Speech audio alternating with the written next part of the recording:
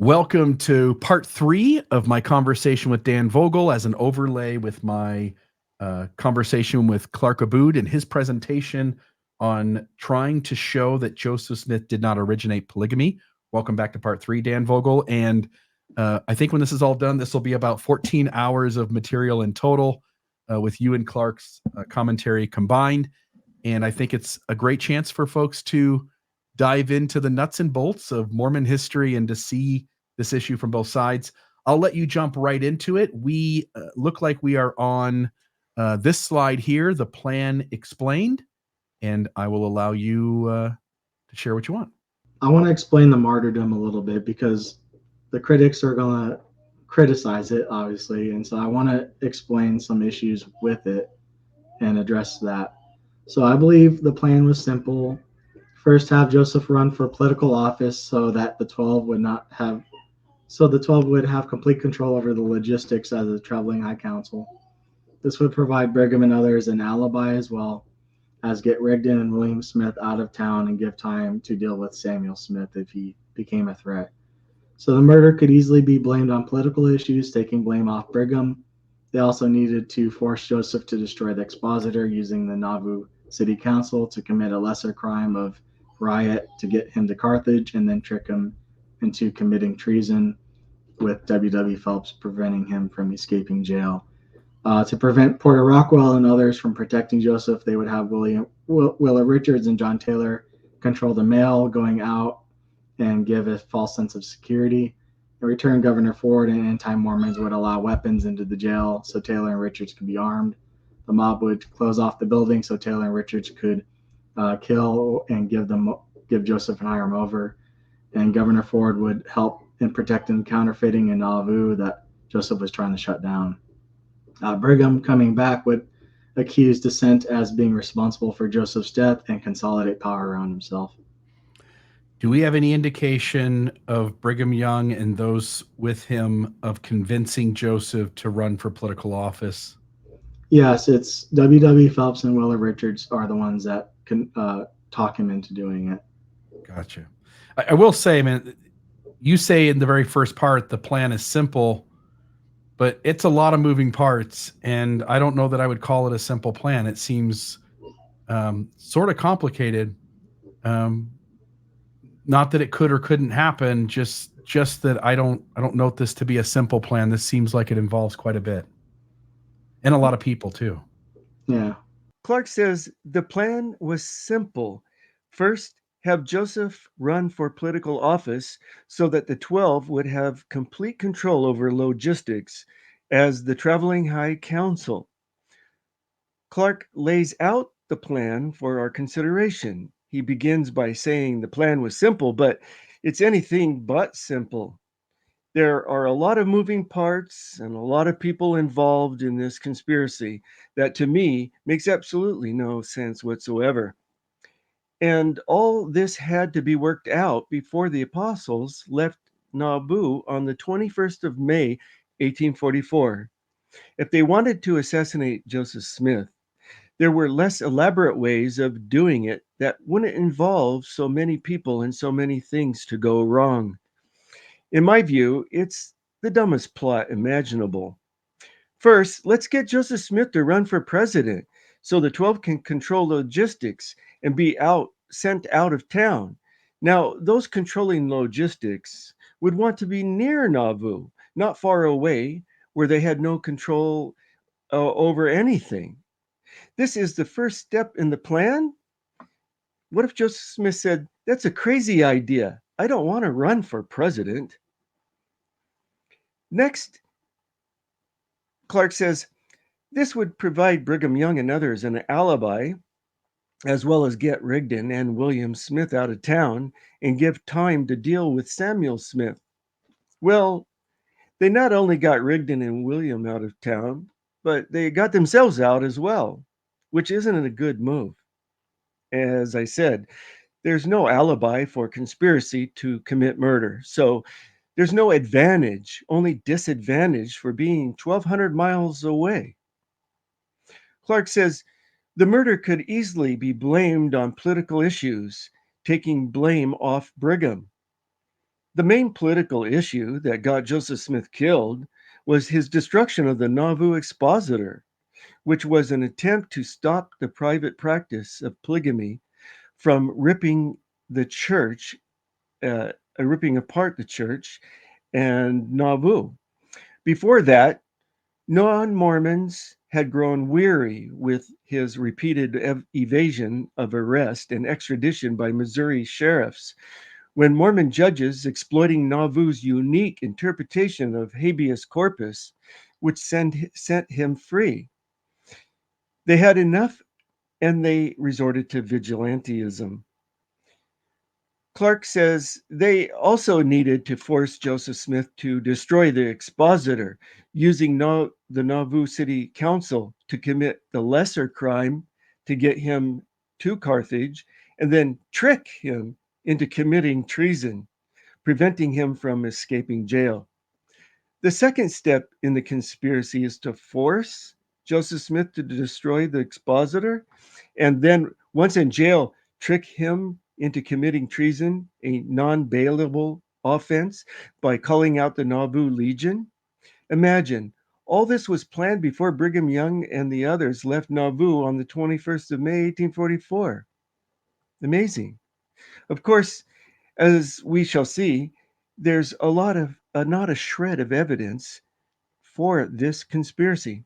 Next, Clark says to prevent Porter Rockwell and others from protecting Joseph, they would have Willard Richards and John Taylor control the mail going out of Nauvoo and give everyone there a sense of security, or even in jail a sense of security. Joseph Smith calling for help would come into Nauvoo from Carthage and would be hand carried, not sent through the mail.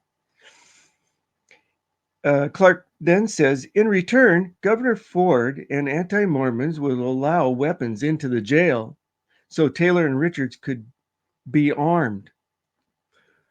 Governor Ford had nothing to do with the jail, and anti-Mormons would be the jailer and his deputies, who Clark believes became co-conspirators by allowing Taylor and Richards to have guns. There's not one shred of evidence that Richards and Taylor were armed.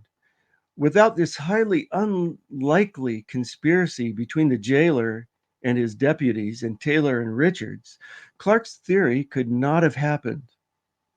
If jailer George Walker Stigall knew about the plot and allowed weapons into the jail, I think he would have arranged for his family to be elsewhere.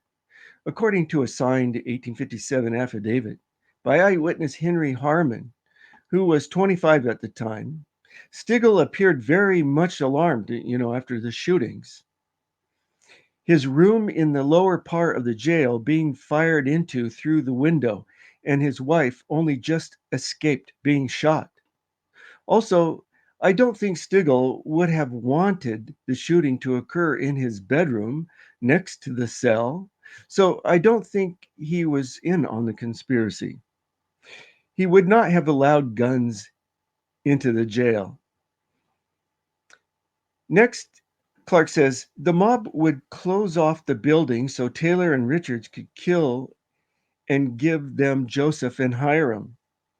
The conspiracy widens to include the mob, whose role is only to close off the building so Taylor and Richards could murder Joseph and Hiram. This is absurd. The mob would have no doubt suspected that they would become the prime suspects, being the fall guys or the patsies. Besides, they were not needed to close off the building. Taylor and Richards could commit murder anytime they chose. No one could stop them, although it would have been obvious who did it. It's hard to imagine a more ridiculously stupid and unnecessarily elaborate plan. Taylor and Richards had daily access to Joseph and Hiram. So instead of simply hiring one guy to shoot Joseph and Hiram, or shoot him or themselves by ambush, or poisoning him like they supposedly did others, They decided it would be better to manipulate Joseph Smith into running for president, destroying the press, committing treason, while at the same time conspiring with Governor Ford, the anti-Mormons, the jailer, the deputies, the mob, so that Taylor and Richards could shoot an unarmed Joseph Smith and Hiram at close range in a jail. This is so ridiculous that on its face that it hardly needs rebuttal. Eyewitnesses saw armed men go into the jail, heard shots fired, and some of the men came out with wounds. Clark also says Governor Ford would then help protect the counterfeiting in Nauvoo that Joseph was trying to shut down. Nonsense. Why would Ford be involved in Nauvoo counterfeiting? Clark says Brigham coming back could accuse dissenters of responsibility for Joseph's death to consolidate power around himself. The dissenters, like William Law, didn't want to kill Joseph Smith. They wanted him to repent. Everyone blamed the anti-Mormons and the mob, mostly because there were eyewitnesses. I just want to say, and you have to do all of that with the people who have put this plan together being out of town, so that if one thing gets skewed, there's nobody to put a new plan back into place. Like this all, It's again, ridiculous. no offense to Clark, but it's in this slide, again, all of the idea of Joseph doesn't originate polygamy hinges on a previous conspiracy theory that Joseph Smith is murdered by his own people. And one hinges on the other. And when you go through all of these details, Dan, it seems so blatantly obvious, I think, that I hope that people see it, that this entire thing is so elaborate, has so many moving parts. The parts seem unnecessary. There'd be 1,000 easier ways to do it. And then you have to carry out the whole thing with the perpetrators being out of town, so that if any moving part gets messed up, there's no way to adapt. Well, there's no way for it to even work in the first place. Yeah. Nobody would, such a scheme would never have been concocted by anyone. It's so difficult to they're out of town and Joseph hasn't even agreed to run for president. I mean, or he hasn't destroyed the press even. Right. Yeah, that all becomes difficult. There was one other thing I was thinking. I'm trying to remember if I can remember it here.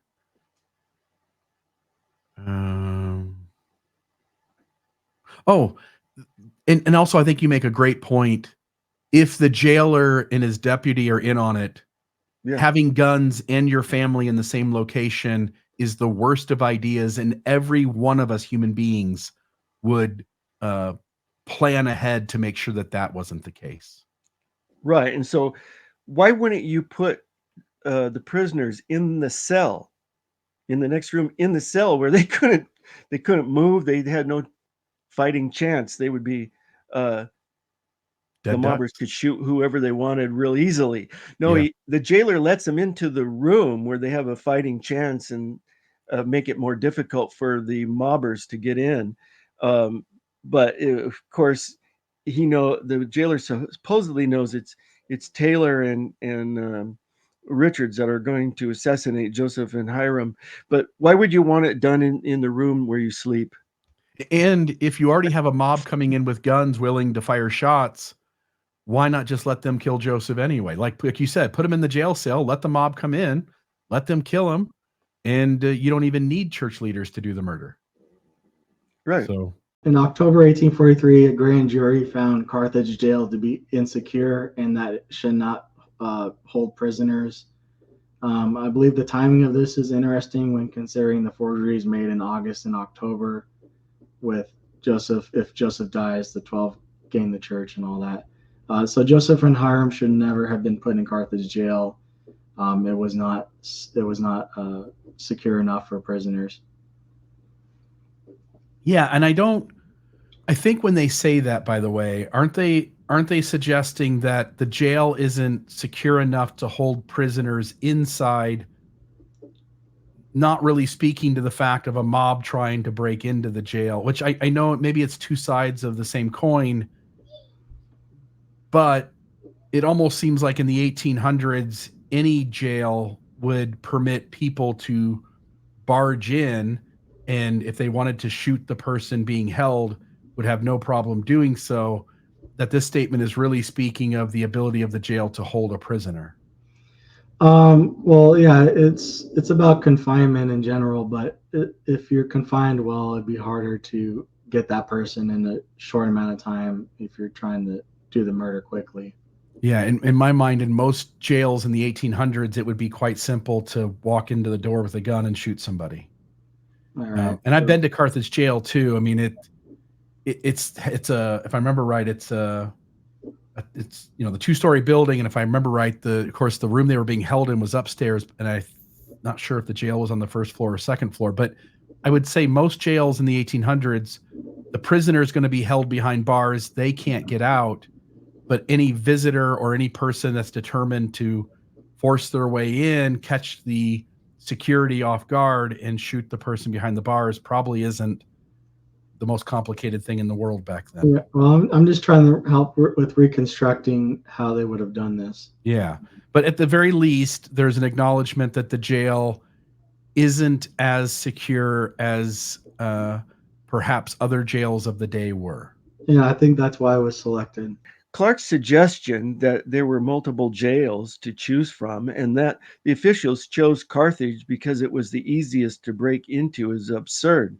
The grand jury found that the fastening of the doors and the outside walls were insecure and that 2 of the doors and walls will need repairing before it will be sufficiently secure to confine prisoners.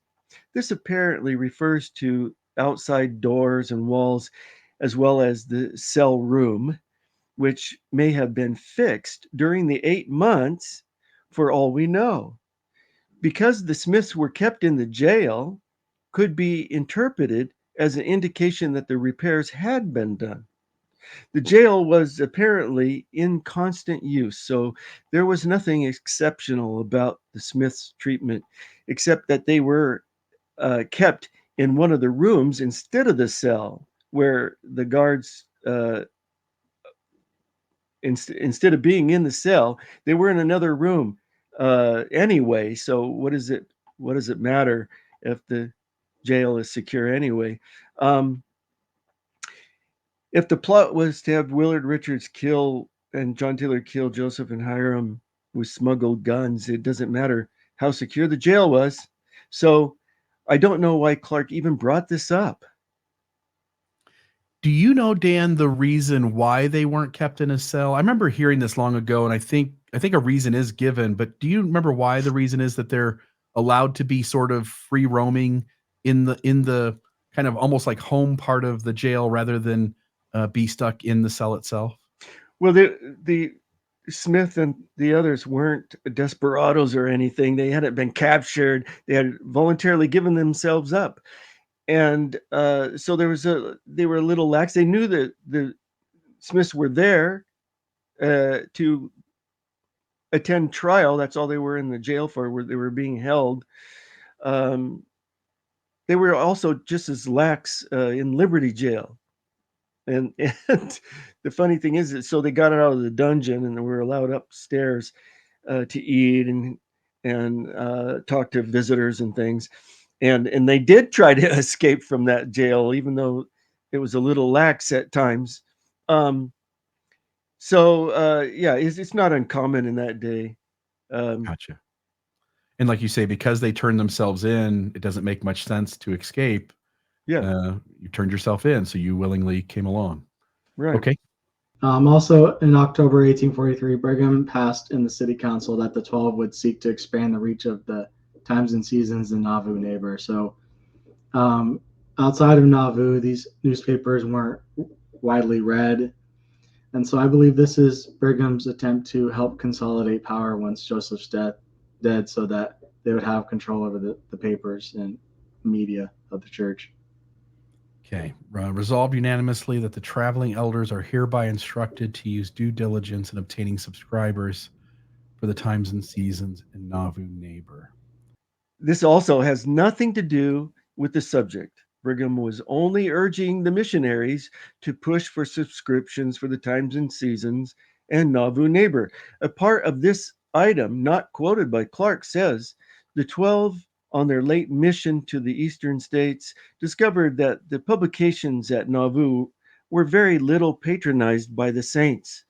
This has nothing to do with the 12 taking control of those papers, because they didn't, or a murder plot. Again, why Clark brings this up is a mystery to me. Porter Rockwell is then released from jail and left Liberty, Missouri on December 13th, 1843. He arrives on Christmas Day in Nauvoo and tells Joseph about there's a traitor working with Missouri among his top leadership. And this leads to the rumors about William Marks and William Law. So I see Brigham and Willa Richards, they're changing their history in August and October. We see Carthage is found unsecure, and they're consolidating with the times and seasons. And then Porter Rockwell tells Joseph about in December that people are planning with Missouri. So I'm building a timeline of reconstructing this murder. Yeah. So you don't think William Marks is in on it? No, but rather, guy. Yeah. Yeah, but rather Porter Rockwell gets the sense while he's in Missouri that the powerful people in Missouri are having conversations with somebody in the church that's conniving behind the scenes. He makes the assumption it's Marks or Law, but you're suggesting that while he's mistaken about who, he's right about what, and it's actually Brigham Young and those with him. Yeah. Clark says Rockwell shares word with Joseph Smith that he heard that there was someone close in leadership among him that was working with Missouri, to extradite Joseph Smith back to Missouri to be tried, because he was and technically escaped custody when he left Missouri. And they tried 3 times to arrest and extradite Joseph Smith, but he would slip out of it. The source he gives John Taylor's letter to his wife, the 25th of June, 1844, that he talks about later. But this letter doesn't have anything to do with Rockwell or some kind of traitor among Joseph Smith's leadership. So I don't know what Clark is referring to here, but assuming Rockwell relayed the information that someone in the hierarchy was working with Missouri officials to have Joseph Smith extradited back to the state for trial, and that people suspected William Marks or William Law, why is that not good enough? Why is that rumor not good enough? Why does it have to be Brigham Young as the candidate for the traitor? It seems Clark wants to use vague rumors as evidence for his theory, which is typical of conspiracy theories, hoping we will connect the dots as he has done without looking too closely. Yeah, there's lots of people who have a vendetta, right? There's lots of people who have sort of a maliciousness towards Joseph, and we don't need to pinpoint a specific person if other people have as much or more merit to them. Yeah. But the context is someone's trying to get him extradited, but Clark wants to latch on to, there's a traitor. Who is it? Right.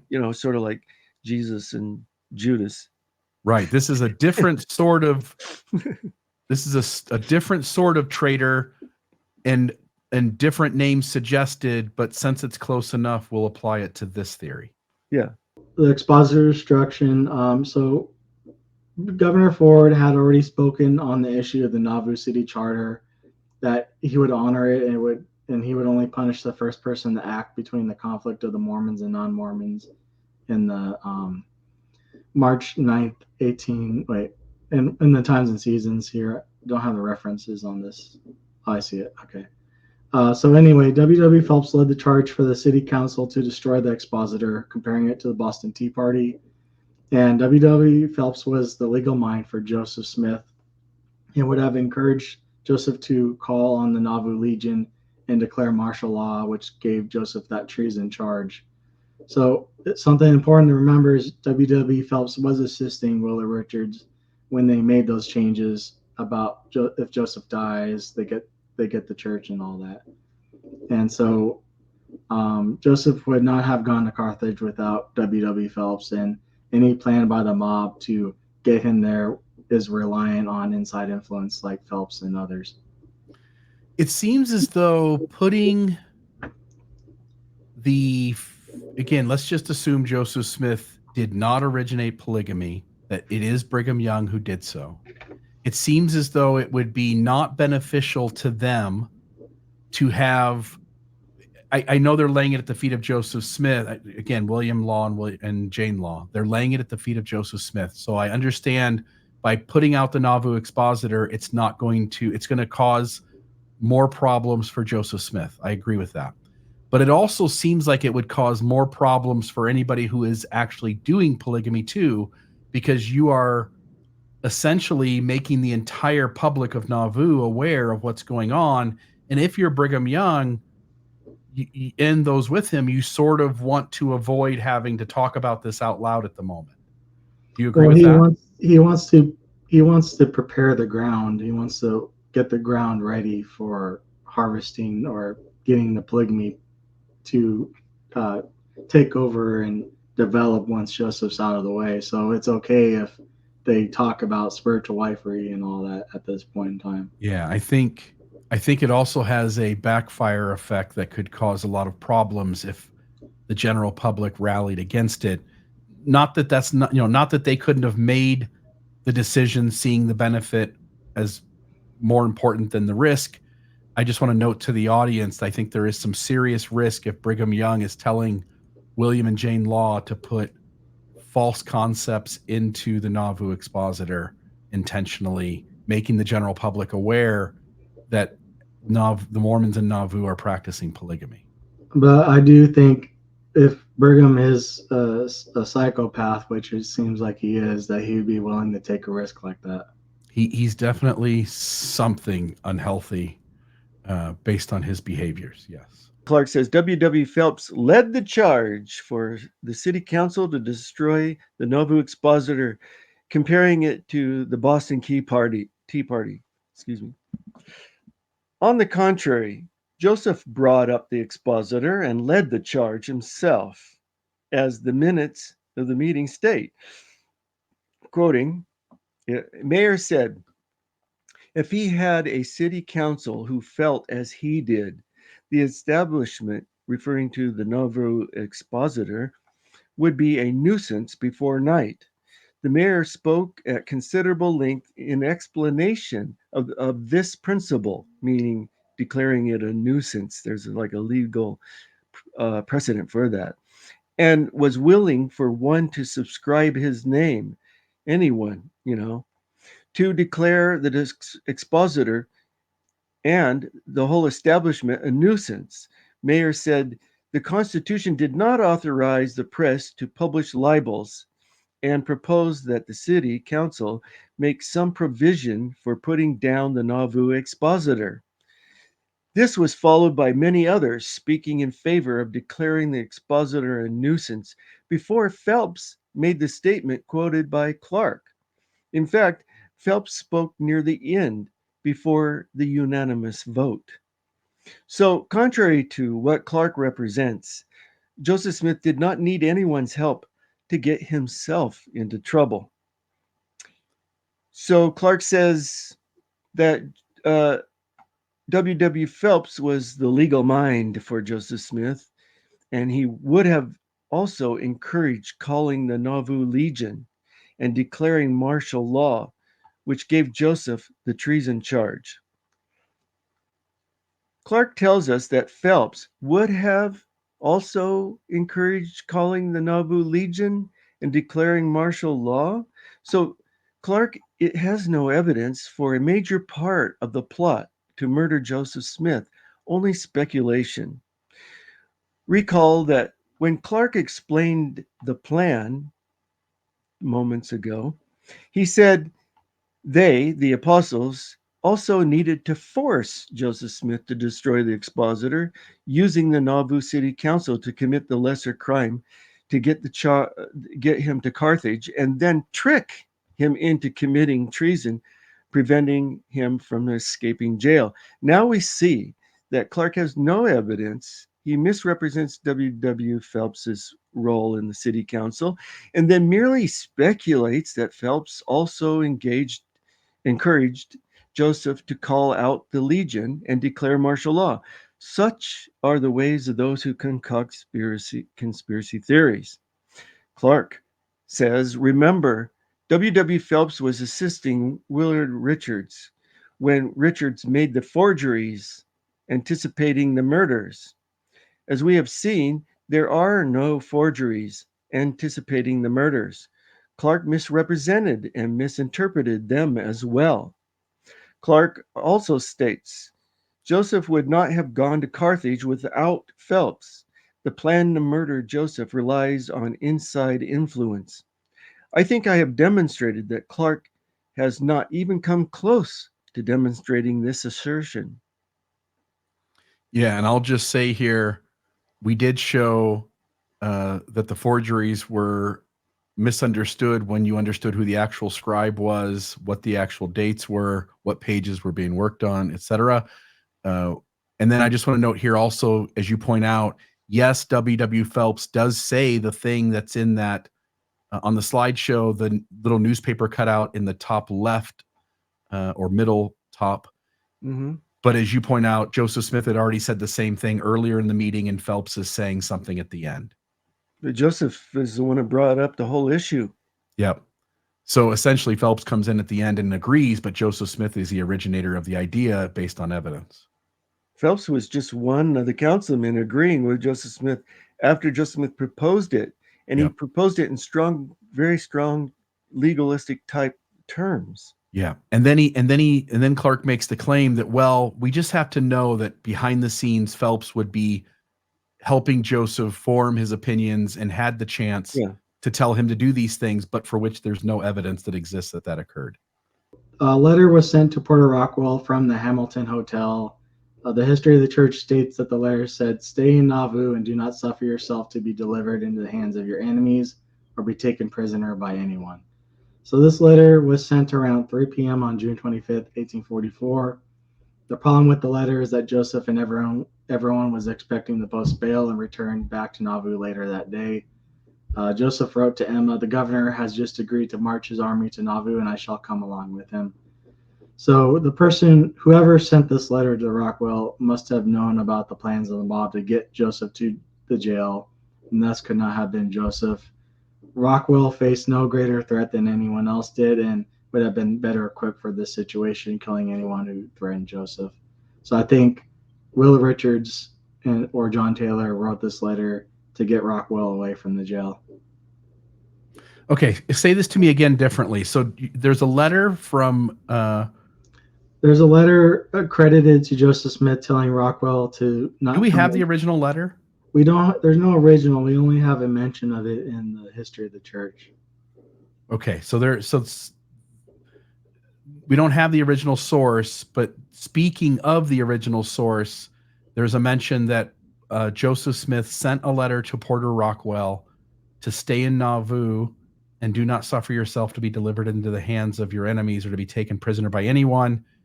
You're proposing that the letter actually didn't come from Joseph Smith because it sort of indicates that there's already a knowledge that a mob is going to attack.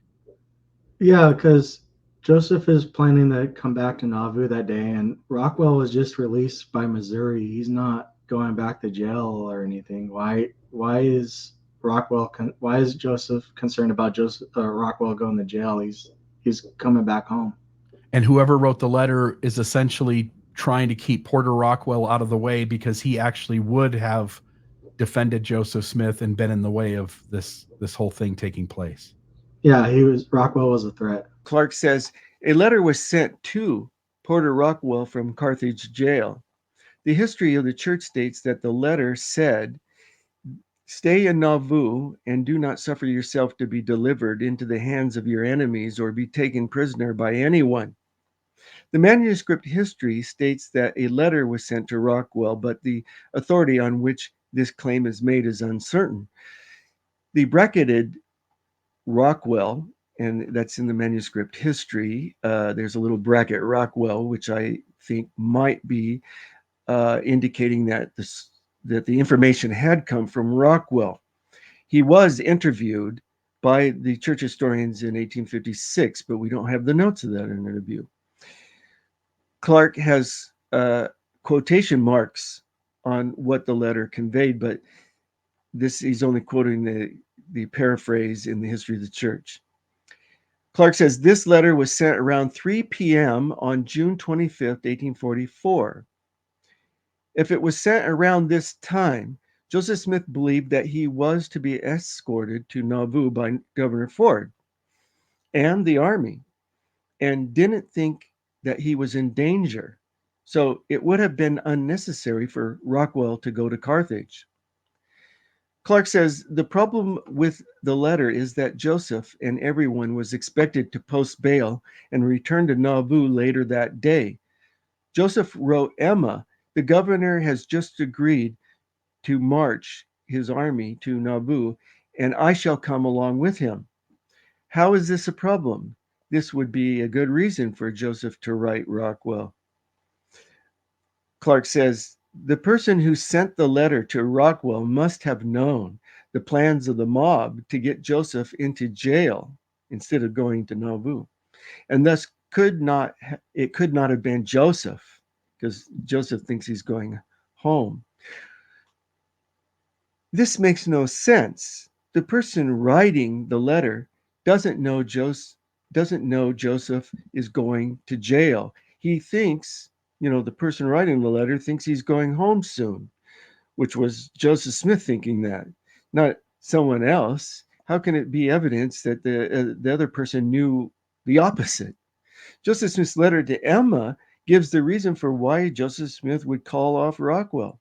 Rockwell received a letter from Joseph Smith because he was the most likely person to want to come to his aid. But he wasn't needed. Rockwell said the letter was from Joseph Smith, but Clark knows better than Rockwell. John Taylor wrote a letter to his wife on June 25th, 1844, from the Hamilton Hotel at the same time as Joseph, anticipating the return to Nauvoo that day. John Taylor, in his letter to his wife, told his wife to print and bind 1,000 copies of the new D&C 1844 edition. So the question I had is, why is John Taylor asking his wife to do this when they're about to return home in a few hours? So I think this shows John Taylor knew the plan to get Joseph to Carthage jail before Joseph learns the news at 9 p.m. when he's informed that they're going to jail. All right. Does the 1,000 copies of the D&C 1844, that doesn't mean anything specifically. It's just that John Taylor is talking to his wife about getting things done when in reality he should be focused elsewhere.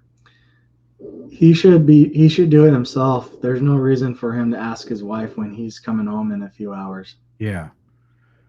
Okay, so he could take care of this piece of business. He doesn't need to ask anybody else to do it, but only because of what the events that are about to happen, that's what prevents him from being able to do it. It shows his knowledge of what's going to happen before anyone else is supposed to know. Clark apparently missed the two postscripts on the back. The first postscript was added at 2:00 p.m., an hour before Joseph Smith found out the governor's plan. The second postscript was added at 3:00 p.m. and reads similar to Joseph Smith's postscript to Emma. The governor has just agreed that his army shall march to Nauvoo, that Joseph shall accompany him, and that all cases that are bailable may be bailed, which would include Taylor. So when Taylor wrote the body of the letter on the front, which is the part that Clark quotes, he didn't know when he would return to Nauvoo. Clark says, This shows that John Taylor knew the plan of the mob to get Joseph to Carthage jail before Joseph learns the news at 9 p.m. So the second postscript is 3 p.m. John Taylor's letter does not support this conclusion. At the time John Taylor wrote the body of his letter shortly before 2 p.m., he didn't know what was going to happen, and so his instructions to his wife do not reveal his complicity in the murder of Joseph Smith and Hiram. On the contrary, it shows he didn't know. When you say postscript, you mean that there's a letter written and then there's additional pieces written in, but they're given timestamps, right? So if I put yours back up. Okay, this is what I'm showing over here on the left is the back. That's the back. The back of the letter. And Clark is showing the front. Yes. And the back has additional things written, and those also have times to them. Well, he writes the time. See, let me try to make this bigger. The top one? Yep. The top one says 2:00 p.m. at the end of the postscript. JT, John Taylor, 2:00 p.m. The bottom one says at the beginning, 3:00 p.m. Yep. Yep. And so once you understand that there's more context to this than the time frame that Clark is limiting John to, and his motivations falls apart. Exactly. The other weird thing is, so Governor Ford, Robert Smith. So Robert Smith is the captain of the Carthage Greys and the justice of the peace who put the treason charge on Joseph and did not allow him to have a hearing before putting him in Carthage jail. So the thing about that is they allowed them to bring guns into the jail and did not search anyone on the first day of going to the jail. And I don't know your opinion on Governor Ford or the Carthage Greys, but I think they at least conspired to some degree to have Joseph Smith killed. So the question I have to ask is, why do you want Joseph Smith and them or anyone in that jail to be armed with guns unless you want someone on the inside to have those guns and conceal them? Yeah, and this isn't my topic of expertise in terms of the martyrdom of Joseph Smith, but obviously tensions are high. Even if we accept that Joseph Smith is the originator of polygamy, once the Nauvoo Expositor is destroyed, there's a tension in the air. I mean, you're sort of living under the threat of something happening. But it does seem like you wouldn't want a prisoner in a jail to be armed.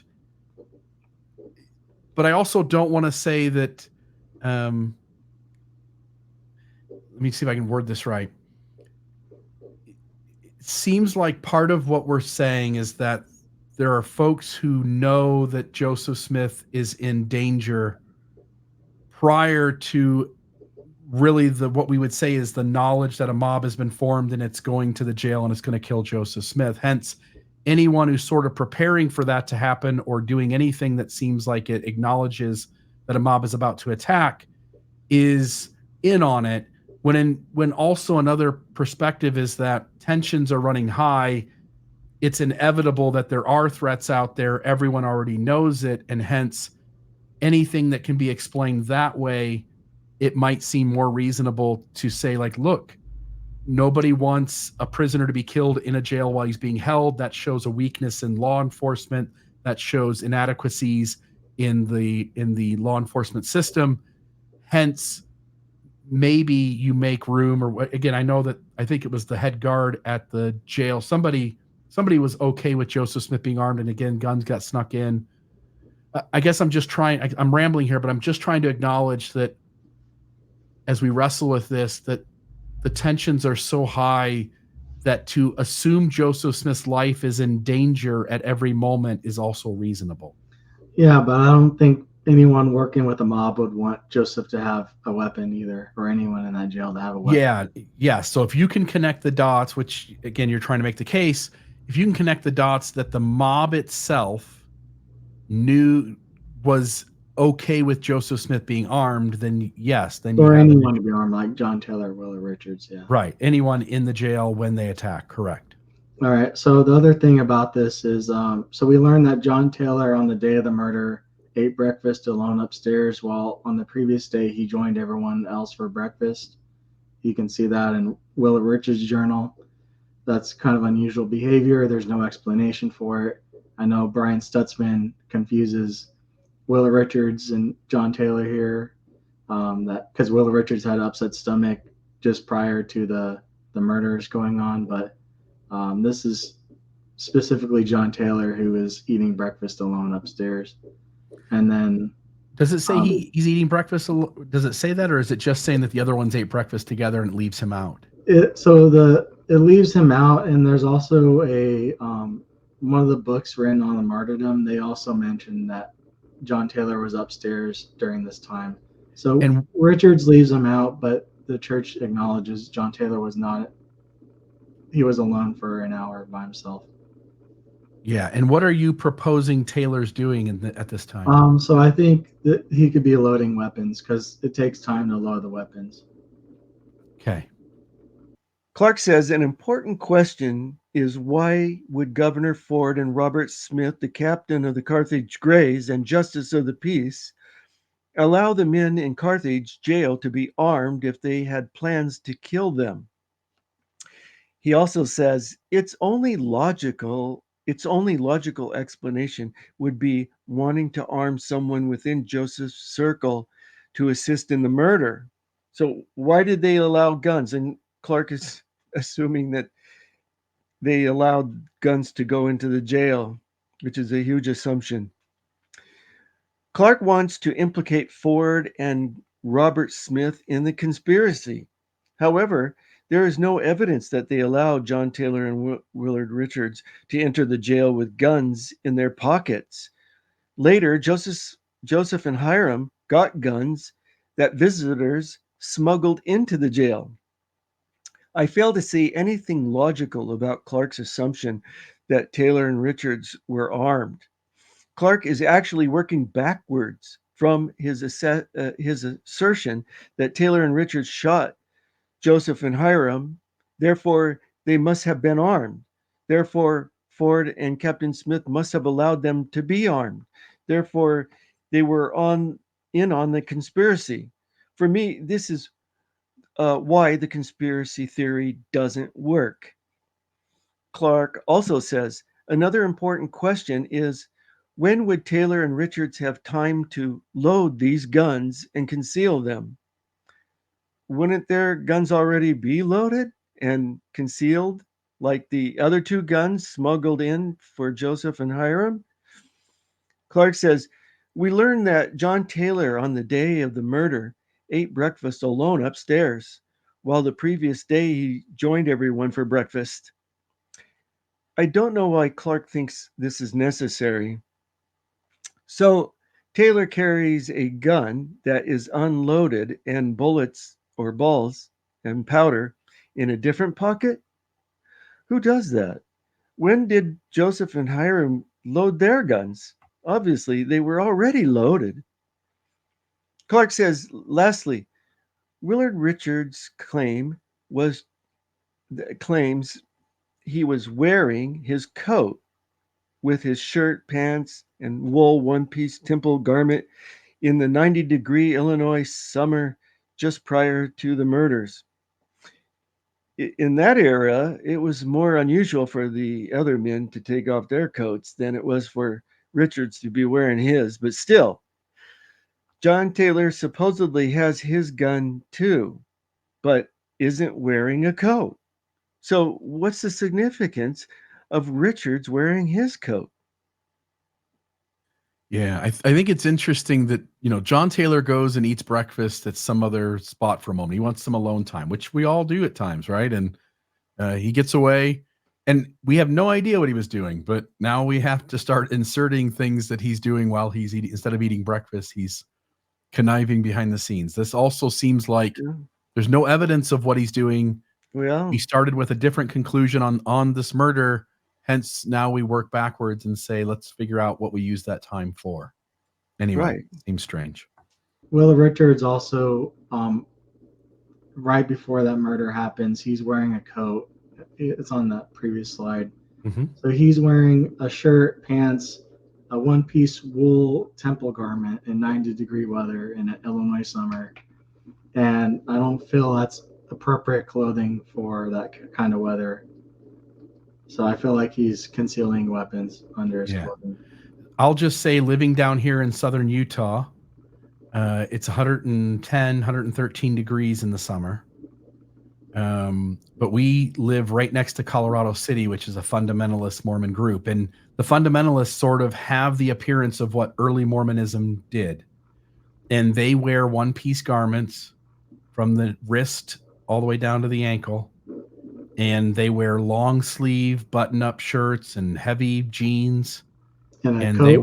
they wear them all summer. I hear you, but they wear them all summer long. So I'm just saying that when you have a religious zealousness combined with long, heavy, burdensome clothing, zealous believers will simply follow the rules and wear it. And you add the coat on, maybe not, but I've seen some strange things down here with the fundamentalist clothing. So just a note. Yeah, and as far as the temple garments, the idea of them providing protection doesn't happen until after the Carthage jail event. Right. It is because of Carthage and Brigham saying, had Joseph wore his garments, he would have been protected, that sort of the urban legend comes out of that they are protective. The LDS Church runs with that for 150 years, and only in the last decade have they chosen to impose that sacred garments no longer have protective power, but never did have protective power. Yeah. So then Taylor claims that Joseph was planning to escape Carthage jail. So Taylor says in his account, when conversing about deliverance, I said, "Brother Joseph, if you will permit it and say the word, I will have you out of this prison in 5 hours, if the jail has to come down to do it." My idea was to go to Nauvoo and collect a sufficient force, as I consider the whole affair a legal farce and a flagrant outrage upon our liberty and rights. Brother Joseph refused. So this claim doesn't match the accounts that Joseph requested the Nauvoo Legion to rescue him. Alan Stout, in his journal, says that while they were in jail, Brother Joseph wrote an official order to Jonathan Dunham to bring the Legion to reserve him from being killed. But Dunham did not let a single man or mortal know that he had received such orders, and were kept in the city under arms, not knowing but all was well, until the mob came and forced the prison and slew Joseph and Hiram Smith and wounded John Taylor severely. So John Taylor and Will Richards, they would know if a letter was sent out by Joseph to have the Nauvoo Legion rescue him, and they deny that in their accounts. And the other thing about this is W.W. Phelps and Jonathan Dunham were meeting with Governor Ford back in October of 1843. So the question again is, why is John Taylor lying about this? Are you making the assumption that Jonathan Dunham is in on it as well, since he doesn't do what he's asked to do? Yeah, he doesn't do what he's asked to do. He's also meeting with Governor Ford and with W.W. Phelps back in October during the planning process of this whole thing, when they're changing the history. So I think he's involved in it. And I just want to, again, I think you make a good point here. I just want to note we keep adding more and more people to the conspiracy theory, which, not that it couldn't be, but it just makes it more and more difficult. The more people who are in on it, they never let the cat out of the bag, or as you pointed out last time, the cat's out of the bag. But I hear you here.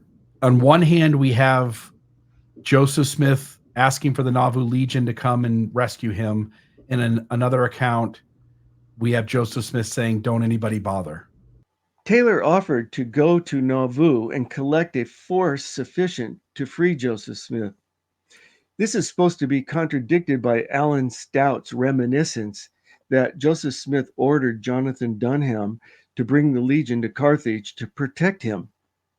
Clark chooses to believe John Taylor lied rather than the possibility that Stout's secondhand reminiscence is mistaken, although both could be true. The situation was fluid, and Joseph may have rejected John Taylor's suggestion early on, and then later, when the situation seemed dire, sent for Dunham and the Legion. However, there is reason to regard Stout's claim with skepticism, since on the 24th of June, Joseph Smith ordered Dunham and the Legion to surrender arms to Governor Ford. As of the 27th of June, the day of the murder, at 8:20 a.m., Joseph had not changed his mind when he wrote to Emma, quote, "Brother Dunham, of course, will obey the orders of the government officers and render them the assistance they require." If Joseph called for Dunham, it would have been at the last minute. There is no reason to conclude Taylor was lying. Clark concludes by telling us it's important to know that W. Phelps and Dunham were meeting with Ford beginning in October 1843. Clark implies Phelps and Dunham were meeting with Governor Ford on a regular basis for the purpose of planning Joseph and Hiram's assassinations, but there is no evidence for this. Disappointingly, Clark doesn't provide any references for these meetings. It is, it really does come down to, we really need Joseph Smith. And again, not that Clark's motivation is there. Somehow, as a non-Mormon, he agreed with the ideas on the murder of Joseph Smith and then took this topic, deeply serious. And I think he's done a ton of research, but obviously missing at times context of things. But it seems so important to this group. I'm not speaking of Clark specifically. It seems so important to this group that Joseph Smith not be the originator of polygamy. And that leads in all these directions where you take things that happen and you start using any moment to say, this is what was probably going on behind the scenes that we have no evidence showing that's what was occurring. And you lump enough of those together, it's just strange how some folks believe conspiracy theories, which often do that sort of thing, versus sort of stopping it where the evidence ends, Okay. Well, conspiracy theories appeal to a certain mindset, and not others. Yeah. So the next thing is Hiram's gun. So in the account of Will Richards, the historian's office martyrdom account, they both mention that Hiram fired his pistol while facing the bedroom door. So this is important as there isn't a third gunshot to the bedroom door. There's only 2 bullet holes. So we have an unaccounted for bullet fired, and I believe this bullet would have entered into John Taylor's thigh. So again, I have a question for the historians. What happened to Hiram's bullet? Right. Are you suggesting that Hiram shot at John Taylor, realizing that these guys were they were part of this? I believe he shot at John Taylor after realizing there was an issue. Yeah. Something happens in that room that gives Hiram Smith the indication that these guys have schemed against them, and he is now trying to essentially thwart the threat. Yeah, and again, if Hiram's facing the door like they're saying he is when he fires his gun, where is the bullet hole in the door? Clark asks, "Where's the third hole in the door?" Because Hiram snaps his pistol at the door, and that he believes Hiram's gun was still loaded when Taylor grabs him from behind and Hiram shoots him in the thigh, and that's the origin of one of John Taylor's wounds. But Clark, why do you assume the bullet hit the door? Where does that come from? Here's the short answer. The gun may have misfired, which seems indicated, or the bullet either hit the wall or went through the partly open door. The historian's office martyrdom account that Clark quotes from in some of his analysis was composed in 1856 based on Willard Richards' journal. In fact, the wording is nearly identical. Both sources state that Hiram snapped his pistol rather than discharged, which might indicate that it misfired. However, if it fired, it would not have necessarily hit the door because it was open. The historian's account reads, and I have a slide for this. There you are. All sprang against the door. The balls whistled up the stairway, and in an instant one came through the door.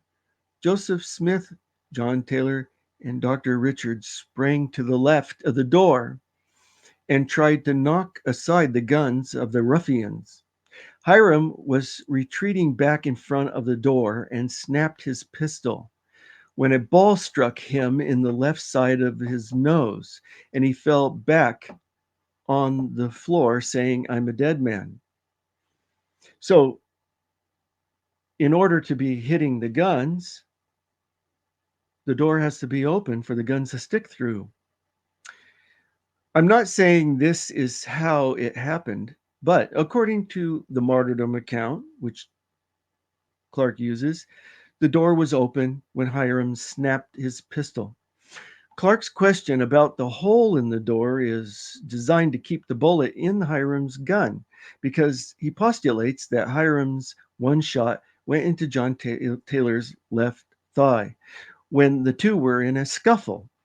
Clark explained this theory in detail in a February 2023 interview with Justin Griffin on Who Killed Joseph Smith podcast. And I have a slide for this. And I just want to say here before we go to that slide, when they use the word snapped, you're right. Snapped indicates the sound of the trigger, not the firing of the gun. And it almost seems as though whoever, John Taylor, who wrote this account, is saying, I heard the trigger of the gun click, but he doesn't speak to the sound of the gun going off, which seems to indicate that he hesitates to know for sure whether the gun fired in the chaos of what happened. Right. Yeah, no, I totally agree with that. But it's ambiguous as to what it could be at best. Yeah. It does seem, though, that snapped indicates the sound of the trigger, not the firing of the gun. That's usually how they use that term. I did a search in 19th century sources, and that's usually how they used it. Great. I'll switch slides. By the way, just off topic, I'll cut this out. RFM and I were having a conversation yesterday about the phrase in the Book of Mormon, tight like unto a dish. Yeah. And we looked up in the 1828 Webster's Dictionary, dish, dish is the plate that food's on. Dish is the food itself. You know what the third definition of dish is in the 1828 Webster's Dictionary? No. It's a miner's trough used to carry ore. Huh. Which would indicate that when Joseph Smith uses that word in the Book of Mormon, he's referencing a tool that would have been used in treasure digging. Huh. Anyway, I thought that was kind of cool. All right. That's interesting. This is so Clark states on this program, I believe Hiram is looking out of the east window and Taylor comes up from behind him and puts him in a chokehold. He doesn't want to have him call out, and it's probably a more viable option of getting someone down and killing them, as Willard Richards mentions to the coroner that Hiram died from a broken neck and not from blood loss or getting shot in the head. Why does Willard Richards mention the broken neck? And why is the gunshot to John Taylor's thigh in the left leg? And the best explanation is Hiram is trying to get air and holding John Taylor's arm with his right hand and using his left hand to shoot John Taylor in that left thigh as John is directly behind him. Clark and Justin think Joseph Smith left the room to shoot at the mob during this scuffle, which doesn't make any sense. It also doesn't make sense that John Taylor doesn't simply shoot Hiram in the back of the head. Instead, he puts Hiram in a chokehold like some MMA fighter and gets into a struggle with a larger armed brother. Well, Joseph Smith could come back into the room at any second. One problem with this is that one cannot choke a person with only one arm. It takes two. And John Taylor is supposedly holding a gun in his right hand, which he eventually uses to shoot Hiram under the chin, which is another stupid and dangerous move during a struggle. And after being shot in the left leg, I think he would have let go quickly. So while John Taylor is trying to choke Hiram out with one arm, Hiram manages to hang on to the gun by switching hands and using his right hand to try to get air. The more instinctual move would have been to drop the gun and use both hands before you pass out. It is very difficult to shoot someone behind you in the upper thigh while losing air. But why switch the gun to the left hand? Why not just shoot Taylor with the right hand? To me, this scenario isn't realistic at all. Clark makes a reference to Willard Richards saying Hiram died of a broken neck. I'm not sure where he got that from, but the coroner thought Hiram's neck got broken because he was shot in the neck by one of the mob. He evidently believed the shot to the neck and face were separate shots like Richards. The coroner, Thomas Barnes, states, and I got a slide for this, it appears that one of the balls in the commencement of the attack passed through a panel of the door and hit Hiram in his neck, not chin, which probably broke his neck. He fell back and died and was, as I was informed, instantly. Again, I'm not saying this is what happened, but this is the source Clark references, and it doesn't support his theory that John Taylor broke Hiram's neck. This was the coroner's speculation. So I want to jump in here for a moment. So number one, when people see the death mask of Joseph and Hiram, the only wound we're all sort of aware of on Hiram is the spot on the face, which is quite obvious. But there is, based on the coroner, based on the evidence we have, there is a wound to the neck that seems to have broken his neck, correct? That's the speculation of the coroner. Yeah, and we should trust his opinion over the opinion of anyone who doesn't understand medical stuff, correct? Like that seems natural. Well, I don't think they performed an autopsy or anything to make sure it broke his neck. I think the coroner is just putting two and two together of the location. If it were shot under, to me, if Hiram was shot under the chin, like they speculate, you wouldn't think that there's a broken neck, even if it went straight. You know, you think it would hit the base of the brain. Yeah. The medulla oblongata. Yeah. And or pons or whatever. So, or spinal cord, maybe. But you wouldn't say, oh, he got a broken neck unless the wound was lower. Yeah. The coroner noticed something about the neck that indicated to him that a shot was fired and struck him in the neck and broke his neck. Yeah. Clark says the source for Hiram's gun is, or description of Hiram's or Joseph Smith's six-shooter actually, is being still loaded in 3 of the chambers is the Quincy Wig. and that the anonymous person reporting in the Quincy Whig, and they say they actually examined, or the gun was actually examined afterwards, and 3 chambers were found to be still loaded. But he says it was an anonymous individual that erroneously claimed a bunch of other things that were wrong. And, one of them was that Joseph was shot 6 times. That was incorrect. And that Hiram was shot 5 times, and that was incorrect. So you can't trust him on the gun part.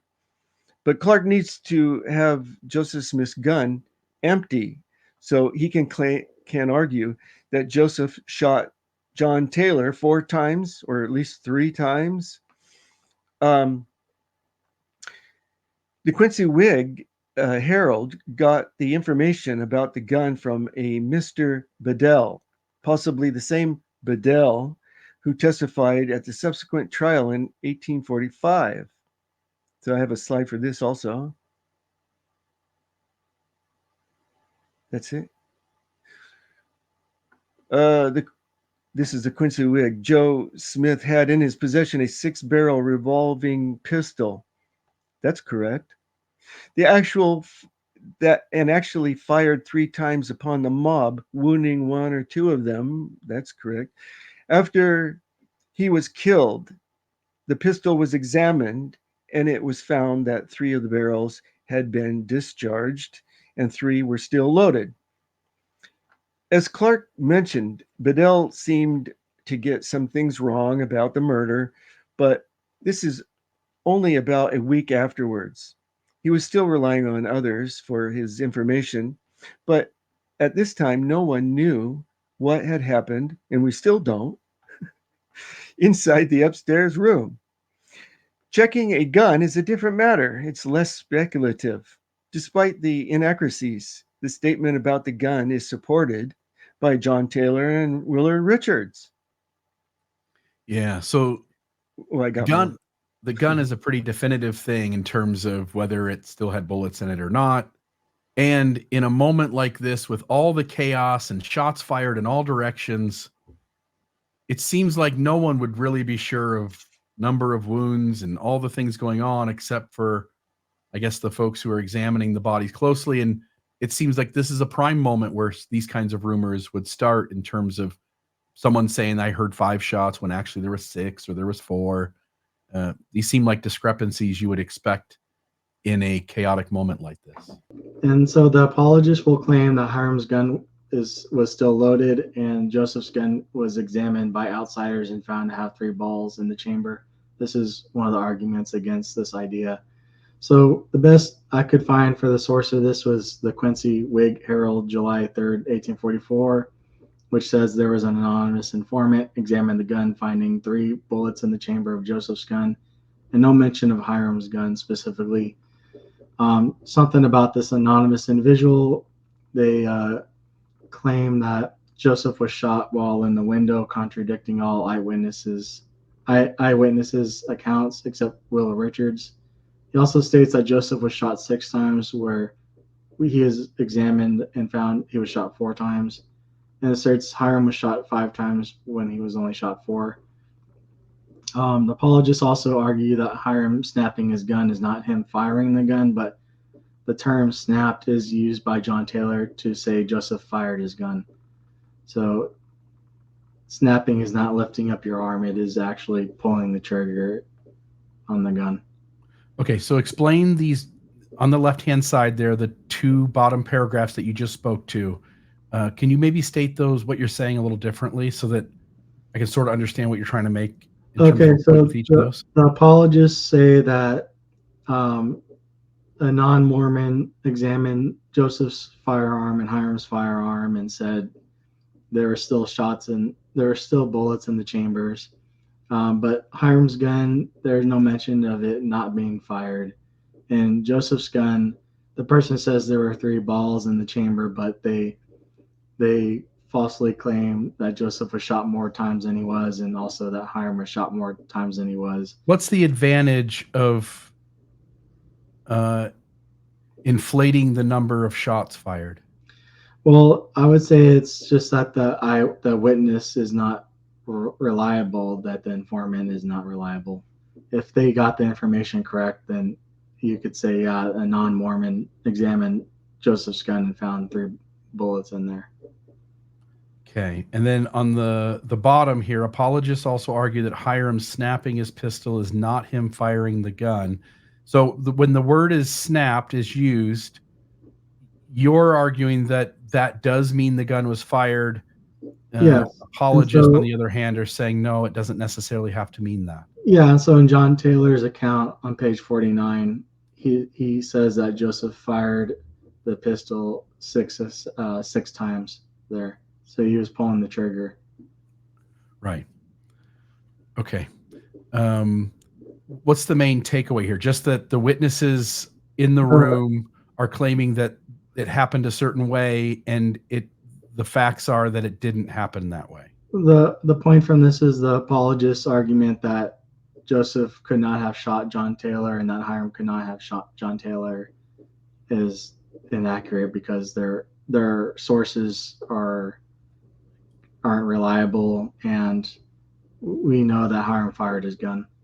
Clark also says apologists also argue that Hiram's snapping his pistol is not firing the gun, but the term snapped is used by John Taylor to say Joseph fired his gun. As I previously discussed, Clark's source, Willard Richards' journal, is ambiguous about Hiram's gun firing using the term snapped and seems to describe him aiming at an open door. The term snapped in various sources from the 19th century was frequently used to indicate misfire. Taylor's account originally said fired, but for speaking of Joseph Smith, originally said fired, but since it was believed to have misfired 3 times, that was the wrong term. It would give people the impression that it had fired 6 times. So he corrected it in pencil to read snapped, which could cover both firing and misfiring. So the top underline had originally said fired, and it was crossed out and snapped written in. And then below that, it says Joseph pulling the 6-shooter left by Wheelock from his pocket, opened the door slightly and fired, but changed to snapped the pistol 6 successive times. Only 3 of the barrels, however, discharged. Yeah, this seems clear cut that originally they, in the writing of this, you're just telling the story. It seems natural to say the gun fired, but then you realize, wait a minute, sometimes it fired, sometimes it didn't. It's better that I just indicate the trigger was pulled 6 times. Exactly. It was more accurate. And the word discharged, for Hiram, he didn't point his pistol and he didn't discharge his pistol. He snapped the pistol. Yeah. So, yeah, they're fixing the account so that it's more accurate. Because when the balance of the statement itself tells you it needs to be fixed. Right. Right. The fact that the gun has bullets in it means it didn't fire 6 times. Hence, to be accurate, we need to just note that the trigger was pulled 6 times. And it's an odd way. I can sort of get why we would do that. Most of us, in trying to recount something like this, would say, hey, he fired his gun. Oh, wait a minute. That's not really right. There's 3 bullets in the gun. Fired is the wrong word. Let's make sure we get this right. Justin Griffin, in his film Who Killed Joseph Smith Part 2, there was a forensics expert on there, and he gave his thoughts on the evidence. Something that was left out, that was not provided to that forensics expert, is the detail about the lath behind the wall plaster. So the lath is basically made out of oak wood, and it's behind the wall plaster. And when the church bought the jail, Joseph McCrae examined the room and stripped all the plaster from the wall and was looking at the lath. And this is what he has to say in his book. He says, with all the shooting in the room where the tragedy occurred, we thought there must be some signs on the walls. As the ceiling and west wall of this room are lath and plaster, we were sure we should find some marks of bullets, but we took off the plaster very carefully ourselves and found no abrasion on any of the lath. This perhaps might be accounted for by the fact the bullets in that early day were of soft lead and so flattened out when they struck a hard substance. On the outside of the building, there are, so I won't continue reading the rest of it, but basically he's saying we were expecting to find marks on the lath, but there wasn't a single mark from musket fire, and maybe it was just because the bullets were soft. I don't feel like this is a good explanation considering what the bullets did to the door. Yeah. I would expect if muskets were being fired into the room, there would be some sign on the walls of that. A bullet, no matter how soft, would get through the plaster pretty easily, would damage the lath. So the narrative requires that there were shots fired that did hit walls. Maybe after the shots were fired, the murder's over, somebody repairs the plaster, but when the plaster is completely removed, there's no damage to the lath from any bullets. Yeah, and that lath is original. They didn't replace that. So so it suggests that like a small caliber weapon was used in the room and not like muskets fired into that room. Yeah, the mob coming through the door firing muskets should have had some damage to other places besides just the people in the room. Yeah. And there isn't. Evidence based on Joseph A. McRae's book and photograph should be considered with some skepticism. He only says the west wall and ceiling were constructed of lath and plaster, not that the plaster was removed entirely. It may have been, but he doesn't say that. The photo only shows a small portion removed without saying exactly where on the wall or even which room. Why didn't he photograph the whole wall with lath on it? Why just this little square part was removed here and he took a photograph of it? It doesn't seem like you would have done it that you would have photographed the whole wall being without plaster on it instead of a little small part. Why didn't McRae says he found no abrasions on any of the lath, yet in the photo there's a missing portion, and we don't know how thorough or expert McRae was in his examination. He may have anticipated more damage than there actually was. Like he might have thought the whole room was all shot up, especially if he knew about what I'm going to explain next, that there was like 36 holes counted at one point in the walls. Well, Clark thinks that this is evidence, these holes in this wall by the door is evidence that there was a shootout inside the room, because there's no one on the outside could hit. Right. The mob hit isn't those shooting that holes. wall. Yeah, the mob isn't Yeah. shooting that wall. And That that's the wall- only wall that has lath on it. The other three walls are stone. Yeah. Don't we also have people outside below shooting into the room? And again, I know angles play into this, but at least on the surface, it seems like some bullets could hit that wall. Right. Well, very high up. Right. The Lion brothers, I think they are.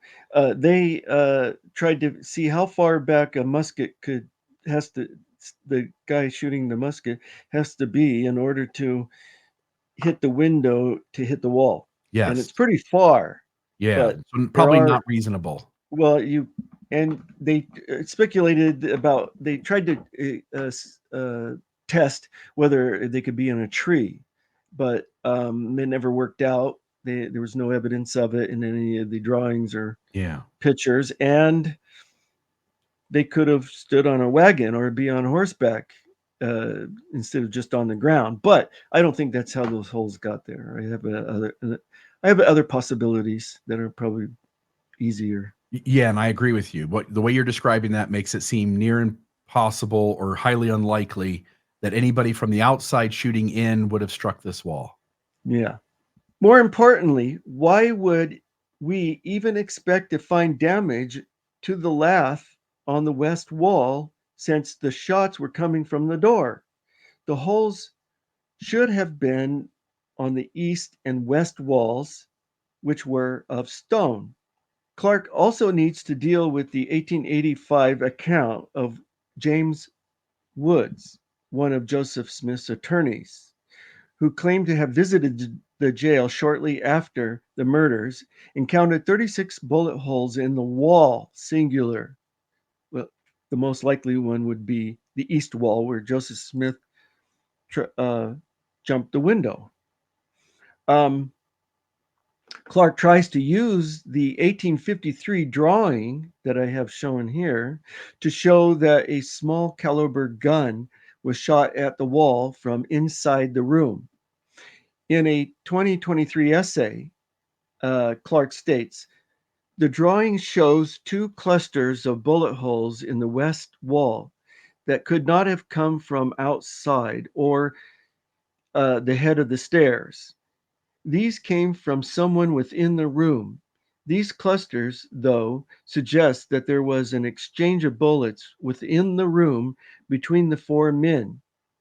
But why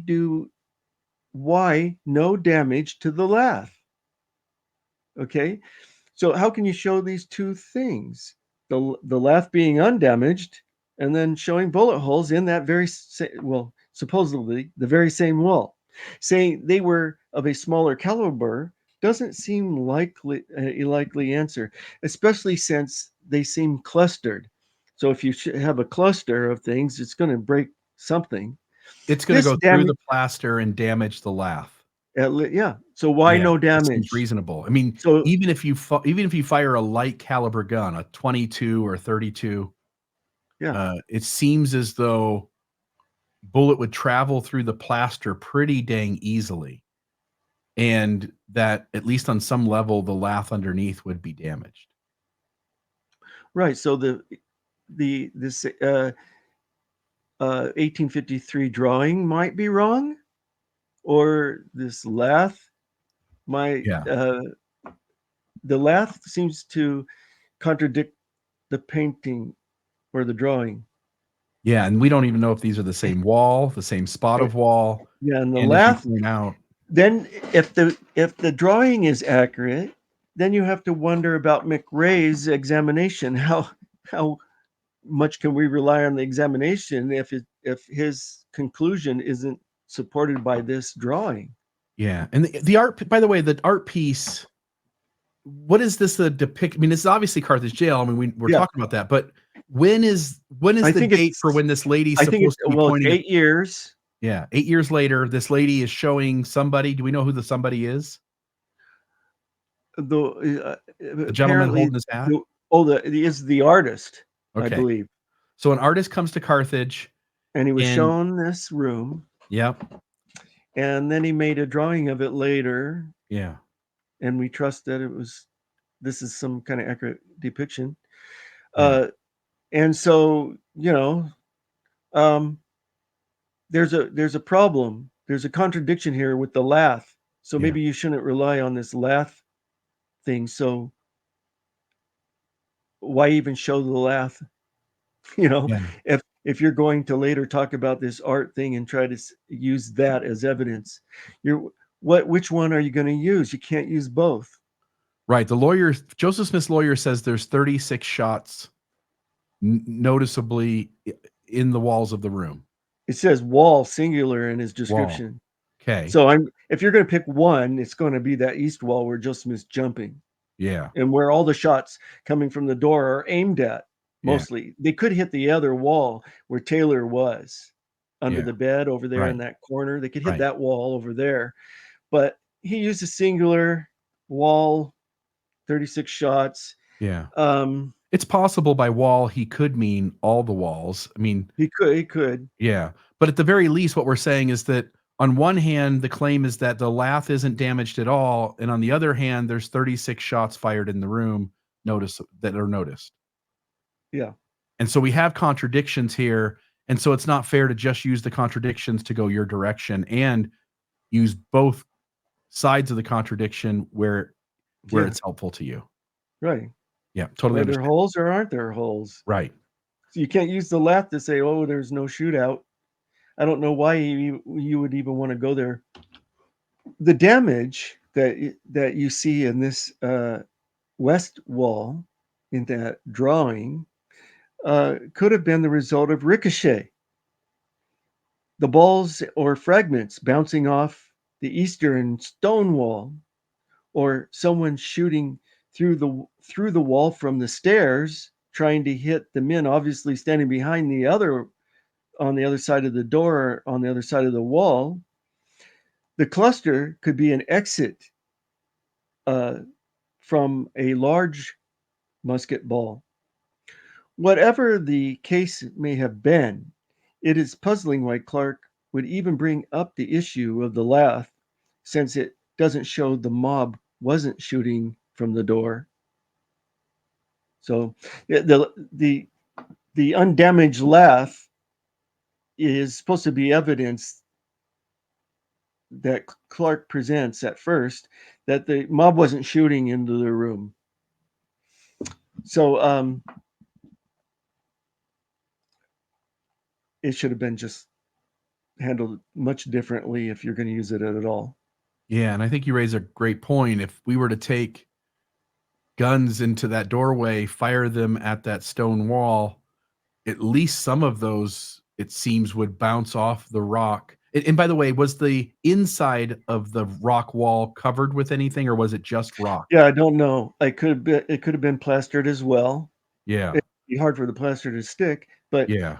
um, But it the seems room is reasonable. Yeah. wallpapered, though, according to this drawing. Yeah. And it seems at least possible that it would hit the rock and ricochet off, and that you could get some, whatever, 5% of the shots bouncing back towards that wall and hitting. That makes sense. Well, you're going to have, to me, when you're shooting in, a cave, you're going to endanger your own life, being with all those sorts of ricocheting going around. It's a really serious concern when you're shooting at hard objects like that. Yeah. I think at the end of the day, there's so much going on in that room, and some of it seems contradictory, that it really is not fair to simply use all of it in the way that you want to come to the conclusion that you want. Yeah, it's very chaotic, and it's filled with smoke on top of it, William Daniels' account and Thomas Dickens' account are important, I believe. So William Daniels states that the mob had held their fire while Joseph hung in the window. That Joseph hung in the window crying for help. He says, Joseph, held with his hands on one side and his feet on the other, his body hanging out. He wasn't sure how long Joseph hung in the window. He says Joseph's head was to the north and his feet to the south. Daniel says Joseph was not shot before he fell out of the jail. He struck partly on his right shoulder and back, his neck and head reaching the ground a little before his feet. He rolled instantly on his face. Joseph did not attempt to get up, but lied motionless. Joseph was shot 4 times by the mob at the well. Thomas Dickens states that he saw Joseph fall from the window and that he had blood on his pants. He says that Joseph hung in the window for a short time and that Joseph's head was out, right arm and one leg out of the window. Dixon says Joseph fell and landed on his left side. So this is the eyewitnesses' accounts. These are the only 2 that give a detailed description of the fall from the window and what happened during the window time. So both of these witnesses claim that Joseph hung at the window for a moment and then fell out. Yeah, and with one arm, one leg, and his head out the window, and his other arm and leg hanging on to the jail on the inside. Yeah. So what do you think is the importance of the murder happening this way? What does this indicate to you? So for me, I believe this indicates that Joseph Smith was pushed out of the window. Clark quotes William Daniels' source that they held their fire, the mob held their fire when Joseph was hanging in the window, half in and half out. And Daniel, he also uses Daniel's that argue that Joseph Smith was not shot inside the room, that all 4 shots came by the mob at the well. So the important thing to know here is that Daniels is not supported by Willard Richards and John Taylor, who were in the room with Joseph Smith and who would benefit from Joseph Smith being killed by the mob outside instead of being shot while still inside the cell with them. That is, if they had conspired to kill Joseph and Hiram. Daniel's name was attached to a sensationalistic account first published in the Nauvoo Neighbor in May 1845, and then later in a pamphlet. What made the account so sensationalistic was that after the murder of Smith, Daniels describes a scene in which a ruffian draws a Bowie knife and is ready to sever the head of Smith when suddenly a pillar of light bursts from the heavens upon the bloody scene, I'm quoting, and frightens the killers away. The account of Daniels was republished in a correct account of the murders of Generals Joseph and Hiram Smith in Nauvoo by John Taylor in 1845. But it was known that Lyman Omer Littlefield was the editor or ghostwriter, and that he took liberties. At the trial in 1845, Daniels testified there also.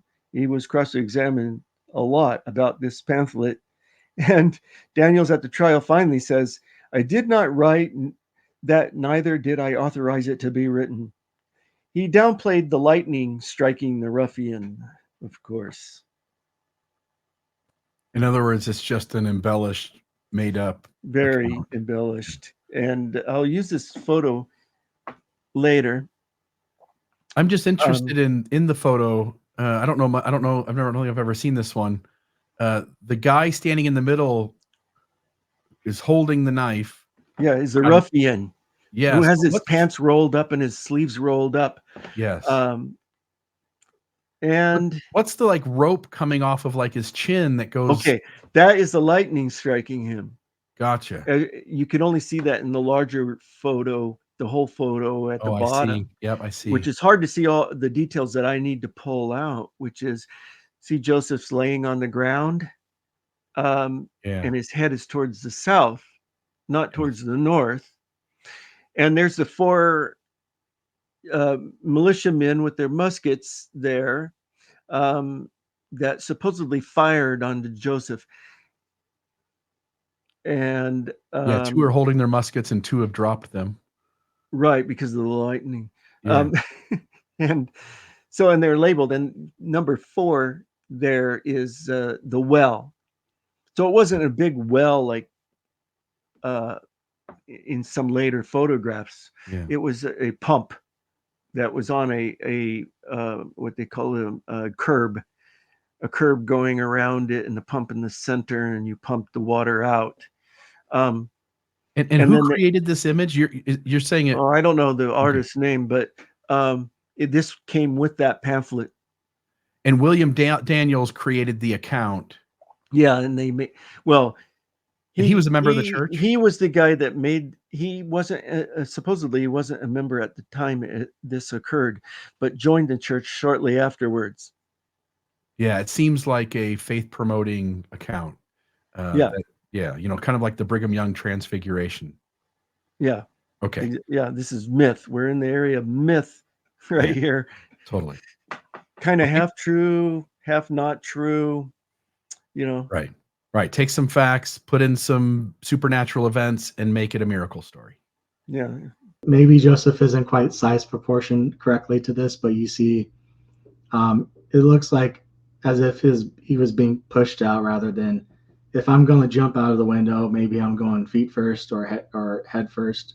I'm not going to try and slide out that way, and it would be kind of slow going out that way as well.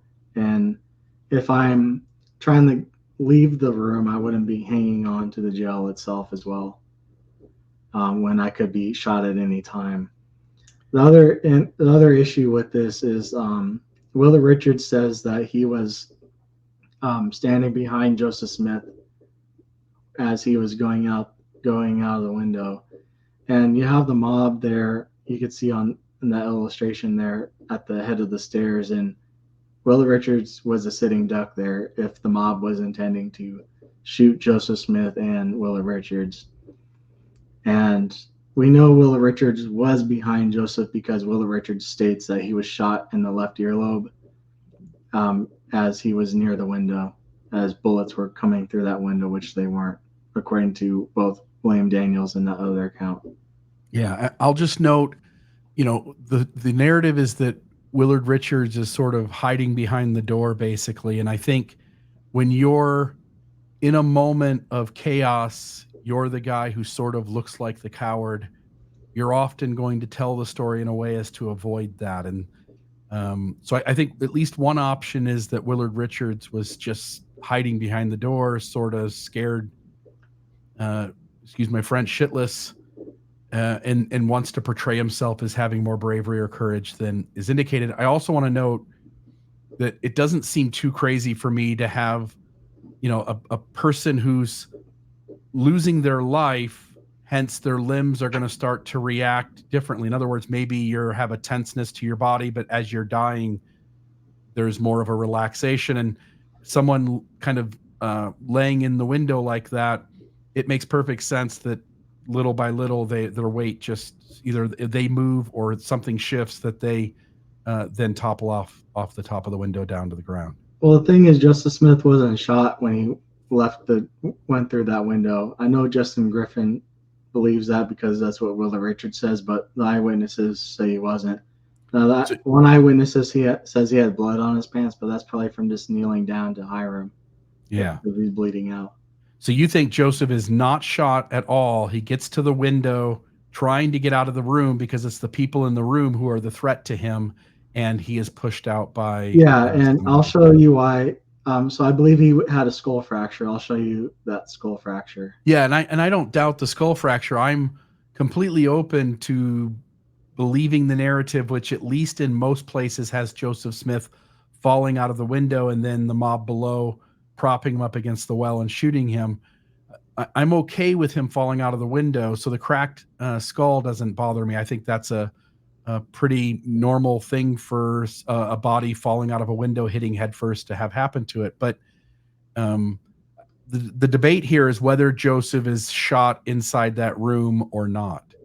And I guess I'll leave it up to you to make that case, or at least note that you're suggesting something that I have not seen anywhere, which is Joseph is unshot until he exits that building.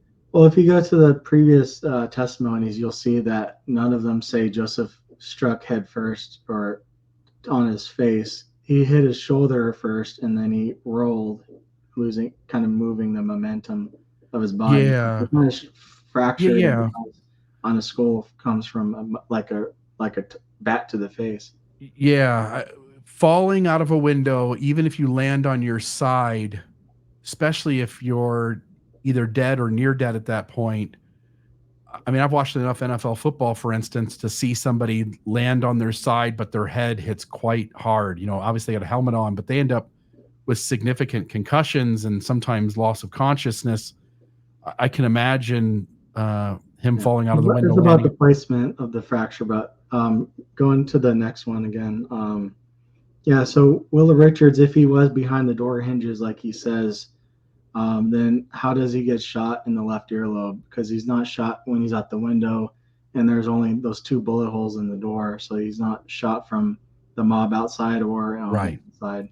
Yeah, so he has to be shot by someone in the room with him. In my opinion, I think that's one scenario. I think all the events that happened in that room in that 10-minute span. We'll never have any way to know where everyone was at every given moment, where they moved to, how things unfolded. And I think any assumption to say it definitely happened exactly like this is probably no person on earth. Inconsistencies in the story. Yeah. And I agree with you there. there are lots of inconsistencies in this entire narrative. I don't mean poking holes in your position. Mhm. I just mean all these data points you're sharing, there are tons of inconsistencies that maybe mean something, maybe don't, but at the very least we should sit with them and weigh whether all of this adds up to something or not.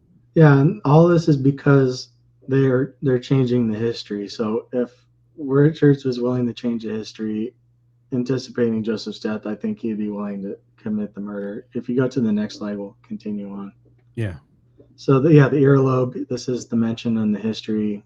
He was shot in the left earlobe. Again, there's no extra shot in that door, and no one was shooting through the window as Joseph was going out. Clark says, why would Joseph be hanging in the window like this? Well, he got wounded in the process of trying to leap the window and fell in the window sill, which is about 2 feet wide, into the room, that is.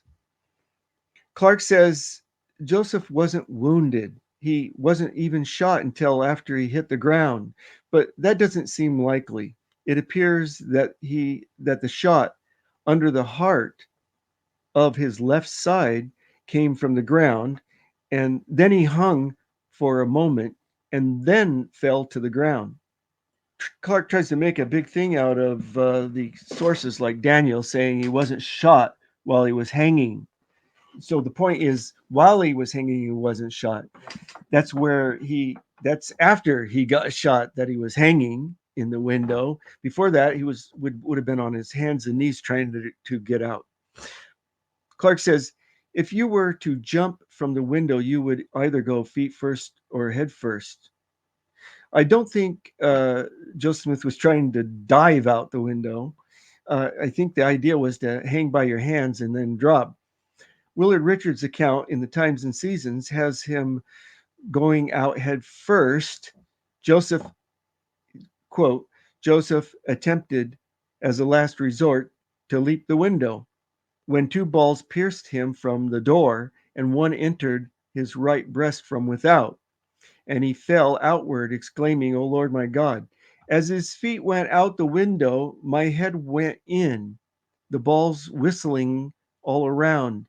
He fell on his left side, a dead man.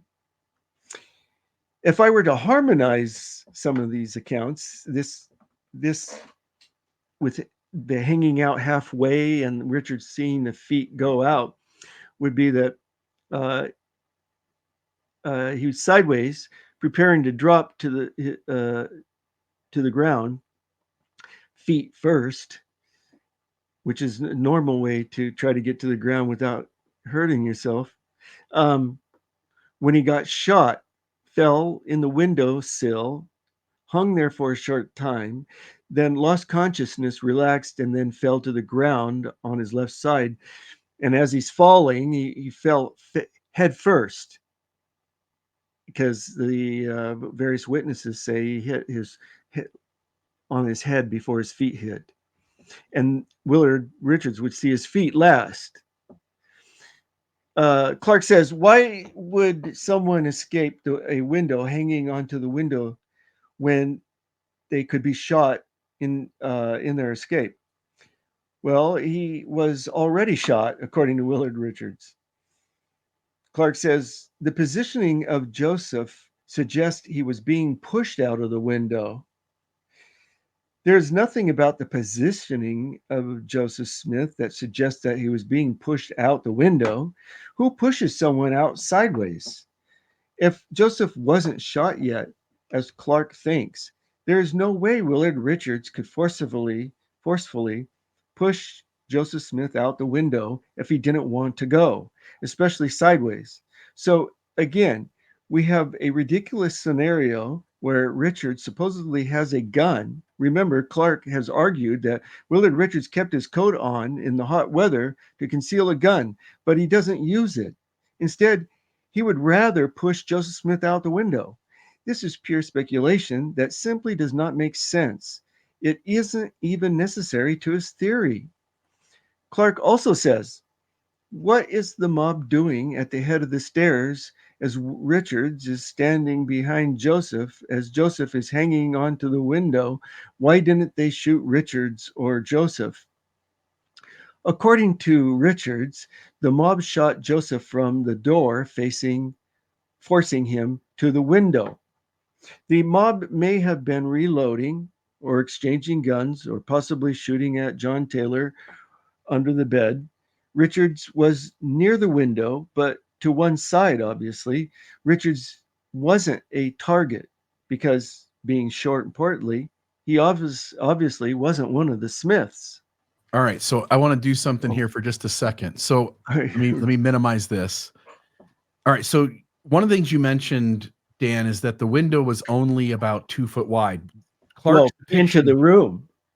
The sill is Yes. 2 feet wide because that's how he can hang there so well, you know. Yes.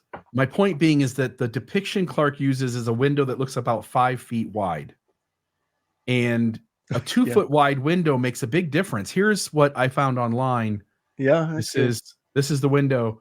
I'm trying to imagine a grown man who's a little larger than average trying to get out of that window. Number one, they do use the word leap, but that's impossible. Can you imagine a grown man running to that window and trying to jump out of it? And number two, you'd hit your head on the sill. I mean, it would just be near impossible. Plus, recognize he's making the claim, again, go back to the picture. He's making the claim that the window is open. Do we know if the window is open? I think they opened the windows because of the hot weather. Okay, so the window's open. So you can't jump through a half a window. This is, in other words, imagine the window's half open. You're not breaking the top of it. You can't run and leap through just the bottom half of that. That'd be like a circus trick. And so as you point out, the more likely, even though they use the word leap, the more likely explanation is that you're crawling through the window. You don't really fit well. This is not an easy task. You have to sort of contort your body and get yourself out of the window. And it also makes sense with the window being so small that you take a couple of bullet shots, you're injured very badly. You can see how a big person would sort of get stuck half in and half out. And eventually, as you point out, lose consciousness, weight rolls to one side, and out the window you go. Your explanation to me makes a lot more sense when you actually look at a picture of the window and understand what sort of feet it would be, and understand that no one leaps out of a window. Yes, you're getting shot from people inside. You got to get out. He makes the comment, why would someone leave when you're going to get shot from outside? Well, you're getting shot from inside too. Jumping out seems like a better option than staying in. Yeah, it's desperate. Very desperate measures being taken. Yes. And so as you try to get out the window, you're going to do what all of us would generally do. None of us are going to do a cannonball, sort of make ourselves into a spear and jump through that 2 foot by 2 foot window. Instead, we're going to try to climb out the window, hold on to the sill, and drop down to our feet. To the shortest distance. That makes a whole lot more sense. That's what he's trying to do while people are shooting at him. Yeah. And then he gets hit from inside and outside, like Willard Richards said, and collapses on the windowsill briefly. And while he's hanging, nobody shoots. Yeah. That's the point. It doesn't mean they don't shoot at him when he's in the window. Yeah. They do. But while he's hanging there, like teetering, everybody's watching the climax of the moment. I mean, it's right. And he's injured and he's hanging on for dear life, and he rolls out and falls. I mean, everybody sort of is just going to gasp at that. And he falls head first. He lands on his side. Yeah. But head before feet. Right. That which becomes important later. Yeah. So rather than Clark's image of a window, please note that what we have is this window open. Hence, you've got about a 2 foot by 2 foot space for a man who's what, 6'2", 200 pounds. 6 foot. I think Hiram's 6'2". I think he's 6 foot. 6 foot and about 200 pounds, probably. 6'1". Yeah, 230. 230 pounds. Some people said he was actually not athletic. Yeah, and we'll never know. They use the word flabby. The images, the daguerreotype that we have that got turned up this year versus the artwork that we've depicted about Joseph, what he looked like in totality, we may never know. So, okay, let me move on from this. But I think your perspective around the window in the fall make a lot more rational sense than what he was saying. Okay, next slide is 85. So we'll come back to my other photo. Clark says Daniels and Dickinson said no one shot at Joseph Smith while as he hung in the window. Joseph did have blood on his pants from going to Hiram's body, but he wasn't shot until at the well for a total of 4 times. I don't think blood on Joseph's pants can be explained by going to Hiram.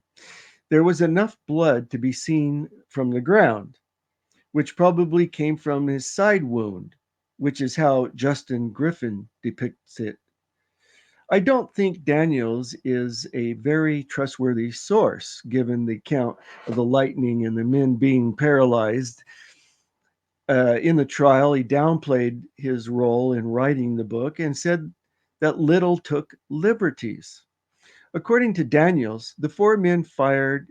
They propped Joseph Smith's body up on the well, and then the 4 men fired from the eastern side of the well curb, sort of like how they're standing where they're depicted in the drawing. In other words, Joseph was propped up against the south side of the well, and then men were to the left, whereas most of Joseph Smith's wounds were on the right, which is what one would expect if Joseph was shot from the ground while his right side was out. Although Joseph and David Lyon, who wrote a whole article on this and did forensic analysis of the martyrdom for the BYU studies, they think Joseph was in the opposite direction. That when he was climbing through the window, he had his right side exposed to the door, and that the shots from the right came from the door, and one came from the left from the ground, which was the shot under the heart that probably was the fatal shot. So Clark makes a big deal of the description in Daniels, where Joseph Smith's head is to the other direction, to the north, when he's hanging out. And if you remember Clark's window illustration, Joseph Smith's head's the other direction. But in this drawing from the time, Joseph is on the ground there, having fallen, and his head is to the south. Yeah. So there is a discrepancy. He's facing the wrong direction, right? In other words, here's the image Clark has. He's got his head to the right, and then in the fall, he's got his head to the left. Right. Yeah. And so Clark wants him to be facing the other direction, though. But that would mean he was shot on the right side. It would mean that in the fall, he would have to tumble 90 degrees or 180 degrees.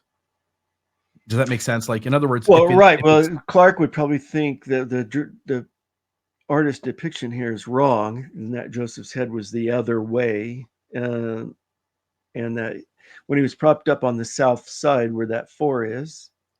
Yeah, but now then he would be discounting this account when he's also on another instance using it. Yeah, incredible. Right. Yeah, there you are. And there are possibilities. I mean, there are ways to fall starting in that direction and to end in this direction. I also just want to note too, by the way, when you look at this picture, this also testifies to how small the windows are if you're going to use this account. And notice in the small image in the bottom left-hand corner, they're depicting the window above as the exact same width as the window below. And you can see how much they're sort of indicating. Again, this is just a piece of art, not meant to be accurate at all, but to the degree to which we trust this account, the windows are very narrow, and the upstairs window is the same narrow as the downstairs window. Well, I wouldn't look at it in too much detail because Yeah. look at the fence. Look how small the fence is. Yeah, no, But, it isn't accurate. Totally. yeah, Which is the whole point. The account's not accurate. It shouldn't be used for anything. yeah. Yeah. But I think the Lions have a good reconstruction. I still have my own ideas that haven't really finalized. Yeah. I want to leave myself open to changing my own reconstruction of these events. Yeah.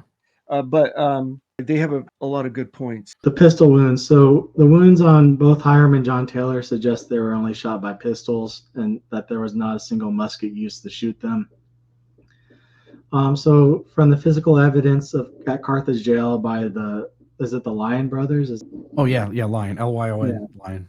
Well, anyway, so in their findings and how they talk about the martyrdom, they mentioned that the wounds to Hiram's back and both of his legs did not leave any exit wounds in his clothing.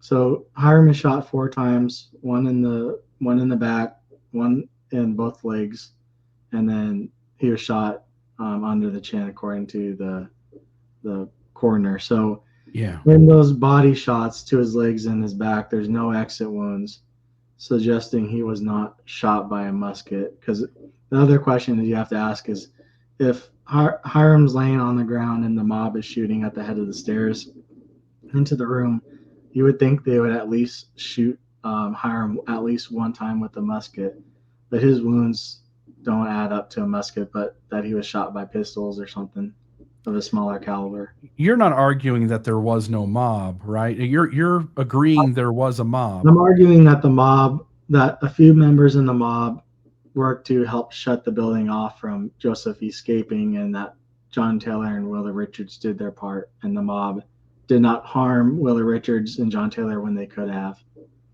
Yeah. So that the mob's purpose is to essentially block the door, not allow Joseph to exit, and the dirty deed was done from the inside of the room. Yeah, but I mean, they killed Joseph Smith, but Hiram was all of John Taylor. Who killed Joseph Smith? The mob did, but the conspiracy was with the mob, Governor Ford and Brigham and them. They killed the mob. They killed Joseph Smith. You're claiming outside, though. They killed him outside the jail, but Willard Richards is the one that gave the skull fracture to him. That's my opinion. And you think he gave him the skull fracture somehow inside? Yeah, I'll show you why I believe that from the evidence here. Clark says the wounds of both Hiram and Taylor suggest they were only shot by pistols and that not a single musket was used in shooting them. Well, I don't know how one can assume the members of the mob were armed only with rifles. I think that's an unwarranted assumption. No evidence of that. Clark also says the wounds to Hiram's back and both legs did not exit out the other side. The only exit wound in Hiram's body was the shot under the chin, coming out the nose. Most believe the nose wound is the entrance and that it exited under the chin or in the neck.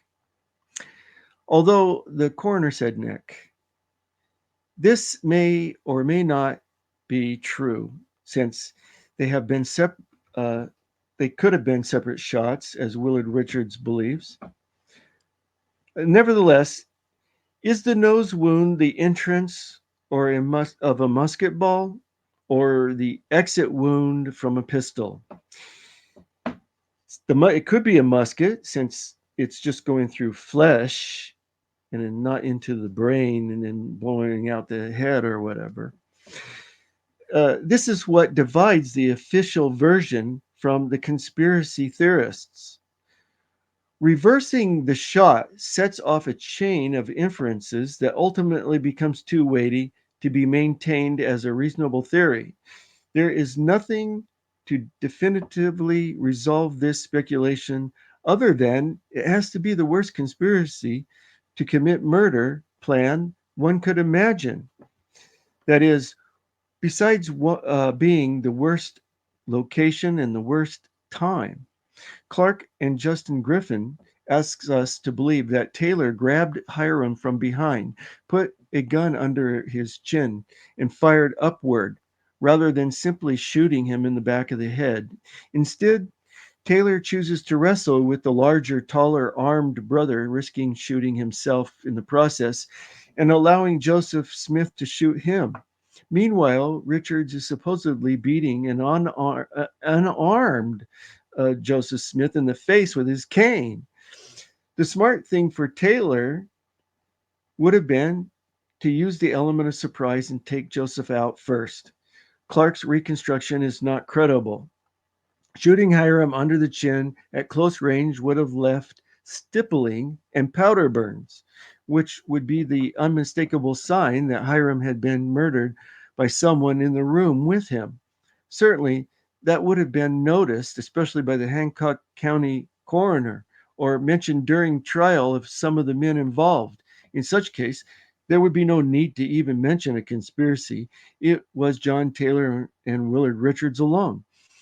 Another possible problem is that the coroner said the wound was on the neck, low enough to speculate that Hiram died of a broken neck, which is possible if the ball entered the nose and came out the neck, but somewhat difficult the other way around, going the opposite direction if the wound wasn't directly under the chin.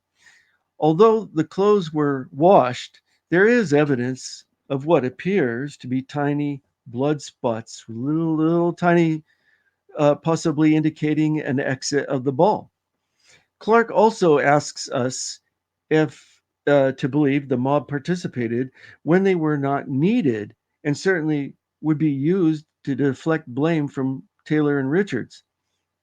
Why would they agree to this? With such a massive conspiracy, why didn't anyone mention it? Clark says apologists like to say John Taylor's wounds came from muskets because his hip was seriously injured. As Taylor says, another struck me in the fleshy part of the left hip and tore away the flesh as large as a man's hand. It doesn't matter if John Taylor was shot with a rifle or a pistol or both. There's no evidence that Joseph Smith did it. I see no reason to assume the mob didn't use pistols. Clark says Thomas Barnes, the coroner, who worked on John Taylor to remove the bullets, stated another hit him in the left side of the pelvis, cutting through the skin, leaving a superficial wound that you could lay your hand in. Clark speculates that after shooting Hiram, John Taylor and Joseph Smith shot each other. So Clark wants John Taylor shot with Joseph Smith's pistol instead of with a musket. Even if Taylor was shot only with pistols, it wouldn't mean Joseph Smith did it. It only raises the possibility, but not the probability. Clark has to argue that Joseph Smith only fired twice into the mob and that all 6 shots worked, that there were no misfires. Contrary to what was claimed by Richards, Taylor and Mr. Beadle said otherwise. This also contradicts sources that say Joseph Smith wounded 3 of the mob. In the Will Richards journal, as he describes the canes as that they're using, initially he calls one of the canes a club, but scratches that out and writes in cane. So you could see Joseph Smith's skull on the top right there, and then Hiram's skull on the bottom left. You could identify the bodies because Joseph had that surgery on his leg when he was like 12 or something. When they had that guy from the university, what was his last name was Smith as well. Yeah, Dartmouth College or whatever that Hiram attended. So yeah, anyway, so the injury here looks like a Lefort fracture, and the type of fracture is caused by like a rigid object like a bat or tire iron being struck in the face with, or from a high speed collision onto like concrete, but that's not the case here. So The explanation that the skull fracture would have come from falling, I don't believe accurately describes this type of fracture and the causes of what would cause this, but that it would be from this cane that Willard Richards initially calls a club. So I believe Willard Richards struck Joseph Smith in the face with the club as Joseph shot Willard Richards in that left earlobe. So Willard Richards originally refers to the cane as a club. Your argument would be, hey, whoa, it is a club, but I'm going to sort of leave behind evidence that something else happened here. Hence, let me call it a cane. Are you claiming it is a cane, but that he used it as a club, or that? Yeah, so it's a cane that was used as a club, but he wanted to remove that and write in cane to kind of distance himself from it, I believe. Yeah, and that does seem strange. When you call your cane a club, you're sort of acknowledging that you perceive it as a available weapon. And you used it as such, yeah. Okay. And so if he's not paring off muskets coming into the room through the door, if they're not using the canes like they say they are, knocking down guns, then why would you call it a club unless you're using it as one? Right. In 1993, researchers Reed Simonson, Chad Fugate, and Jim Fugate, with a team of expert forensic pathologists, anthropology, facial trauma, examined photographs of Joseph Smith and Hiram's skulls, discovered that Joseph's skull is missing the facial area. We therefore consider that when Joseph the prophet fell from the second-story window of the Carthage jail in June 1844, he suffered facial fractures. And because death occurred only minutes after this event, the bones never healed together. And as decomposition of the soft tissues progressed in the grave, the fragments fell from the face, leaving a void in the skull. William Webb testified on the 14th of October, 1844. The door flew open. I saw two men in the room. We shot at them several times. At length, one of them fell on the floor. The other, Joseph Smith, jumped from the window. I ran down the stairs to see where he was. When I got to him, he was trying to get up. He appeared stunned by the fall. I struck him in the face and said, "Old Joe, damn you, where are you now?" I then set him up against the well curb and went away from him. Signed, William Webb. A Colonel M.B. Darnell testified, "It seems to me Joseph came out head first and he was shot while passing through the window. On the ground, I think he raised himself to the sitting position. A young man went up and struck him either with the end of his gun or bayonet." So we have evidence of facial trauma, which makes far more sense than Clark's theory that Joseph Smith was struck in the face with Richard's cane, which is more likely and which has more evidence. Besides, Clark has made a big deal out of Willard Richards being armed and wearing a coat in the hot summer weather. But here, Richards chooses to beat Joseph Smith in the face instead of shooting him. I'd rather think Joseph Smith would have taken the cane away from Willard Richards and beat the crap out of him. By the way, what you're pointing to is that there's two witnesses who sort of seem, by the way the words were of the second person statement, they sort of seem disconnected from each other. Not like they're trying to advocate some fictional tale, but rather there's a true thing that happened, and the one that did it and the one that witnessed it are coming to it sort of separately. Anyway, but it does show that there are multiple witnesses that point to Joseph Smith falling outside, having some remnant of consciousness left, and being propped up, and the gentleman hitting him in the face, and hence causing the skull damage that is being used in a different way here. Okay. Which is more likely? I mean, it's just... Yes, by far. Can you imagine? You can see Willard Richards beating Joe Smith in the face without him blocking it or Yeah. anything.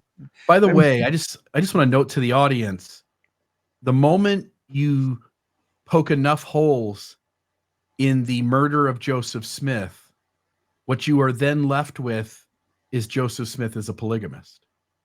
and you have to deal with the consequences of that if that's the case. In other words, if the main data points for the murder don't hold up, if there's multiple reasons at multiple points that the conspiracy theory doesn't hold water, then what you end up with is Joseph Smith as a polygamist.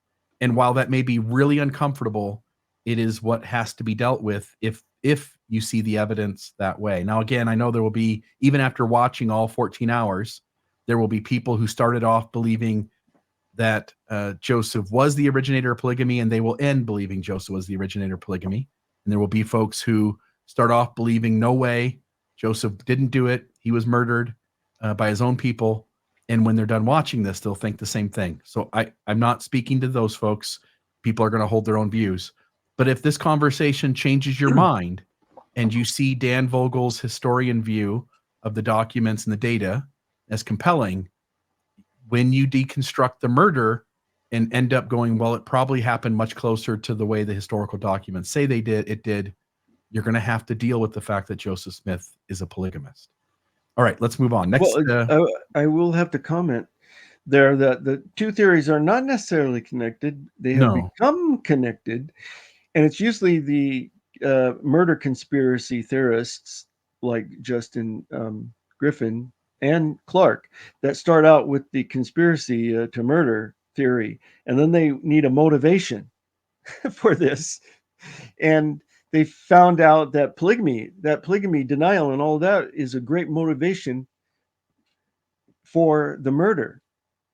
So they're not necessarily connected, but they have become a pretty closely connected recently. Yeah, and let me speak to that. I'm speaking in black and white terms, and I shouldn't have done that. I recognize that there are ways to separate them.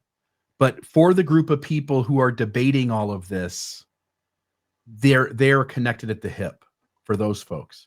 And I'm simply saying that if like Clark started with the ability to dismiss witnesses around polygamy because he had investigated the murder of Joseph Smith, and he found this so compelling that he was then able to take the less rational view with things like Lucy Walker. And I'm simply saying, for the folks who are following all of this along, who have these two conspiracies sort of joined at the hip as kind of one big conspiracy theory, the moment you take one apart, you are, and I don't want to say certainly, I guess, but almost assuredly going to have to delve into the other as well. And Hiram's clothing, so I think his clothes need to be reconsidered with what I presented today. There's no blood on the back or in his legs, and the apologists have said that Hiram's body was placed on ice during the travel to Nauvoo from Carthage, but there's not a single source to support that idea. And the clothing was washed like 24 hours after the fact, but I don't think you could wash all the blood out like supposedly they did here. And so something else that mentioned is the apologists argue that the mob did not enter into the room after Joseph was killed, but John Taylor says otherwise. This is recorded in by Thomas Bullock. He says that they returned and found no one in the room when they came back up into the building. So the problem is, if the mob did this all, then why was Hiram only shot once in the head and not several times in the body as he laid on the floor during the gun battle? Hiram had time to bleed out before he was shot in the back and the legs. So yeah, and I think we've all gotten blood on clothes, and even clothes that are fabric treated. And back in this day, I think almost all of this would have been cotton or wool. It seems as though getting blood out after 24 hours washing clothes would be somewhat difficult. Yeah, unless he bled out and there wasn't that blood on his clothes through being post-mortem. Yeah. Hiram's clothing shows no signs of blood from being shot in the back and both legs, Clark maintains, which is actually correct. The blood evidence is interesting, but compromised by being washed, if that truly happened. Clark also says apologists want to say Hiram's body was placed on ice during the travel from Nauvoo to Carthage, but not a single source supports that. Well, I would agree with Clark on this matter. The ice doesn't, even if we were on ice, which I doubt, that wouldn't matter, because once the heart stops, you don't get much bleeding, especially if a major artery wasn't hit. Clark says you can wash blood out of clothing, but the clothes were not washed until 24 hours after the murders. Well, blood is very difficult to wash out of clothing. You actually need some special chemicals, to Can I do also that. note too, this is the 1800s. This isn't stain treated fabric, No. stain resistant fabric or additives. This is wool and linen. These are products that blood would probably be even harder to get out to some degree than the clothes of today. And then I also just want to note, one of the best things to get blood out of stuff is cold water. And I can imagine, again, I'm not advocating this, but if the body was put on ice, I can imagine then the ice, hence melting slowly over time, the cold water on the clothes might have contributed to the blood coming out slightly more easily when they're washed, Mhm. assuming the body was on ice for the majority of the time prior to the washing. Does that make sense? I don't know. Yeah, I just know that cold water does get blood It's out of very clothes. difficult. Yeah, cold water does get blood out of clothes, and hence melting ice is cold water. So it does seem to me strange, and you seem to be agreeing that there's as little blood on these clothes as there is. Right. Well, a lot of it was on the floor, probably, where people said there were stains. Yeah. But surprisingly, if a major artery had been hit, there would be a lot more blood. But Yeah. there wasn't. So, But he died of a broken neck, so it's not like we need him to bleed out per se. well, his heart probably stopped quickly, Right. if that So were the hence the case. right. So if the neck breaks immediately, the heart stops pretty quickly behind that, maybe even just about instantly, and hence there really isn't any blood pumping out. Right. Yeah. Okay. But Hiram's clothes have been compromised by being washed, if that were the case. Someone has even sewn around the holes of the pants with, where the bullet holes are, with blue thread. Very peculiar. Clark says, uh, apologetics also argue, I think he means apologists. Apologists also argue that the mob didn't enter the room after Joseph was killed, but John Taylor says otherwise. This could explain the lack of blood if Hiram was shot post-mortem. And Clark is insinuating that the mob came back and shot him, but Taylor didn't say anything about that either. They came back, saw a dead Hiram, and then left. But that there's no blood on the back wound is a reasonable inference that it was post-mortem. Maybe not the way that he was shot by the mob or anything. There's other ways, like, for example, if Hiram fell on his right side, facing the wall with his head up against the wall, according to the coroner, with his back exposed to the door, and he's dead, and they're shooting in the room, Hiram could have been hit at that time in the back. If he had landed on his side and bled on his right side, like the blood stains show, then that would explain why there's no blood around the back wound. Clark says the problem is, if the mob did this all with, then why was Hiram only shot once in the head and not several times in the body as he laid on the floor during the gun battle? Which I just gave a reason why he did get shot.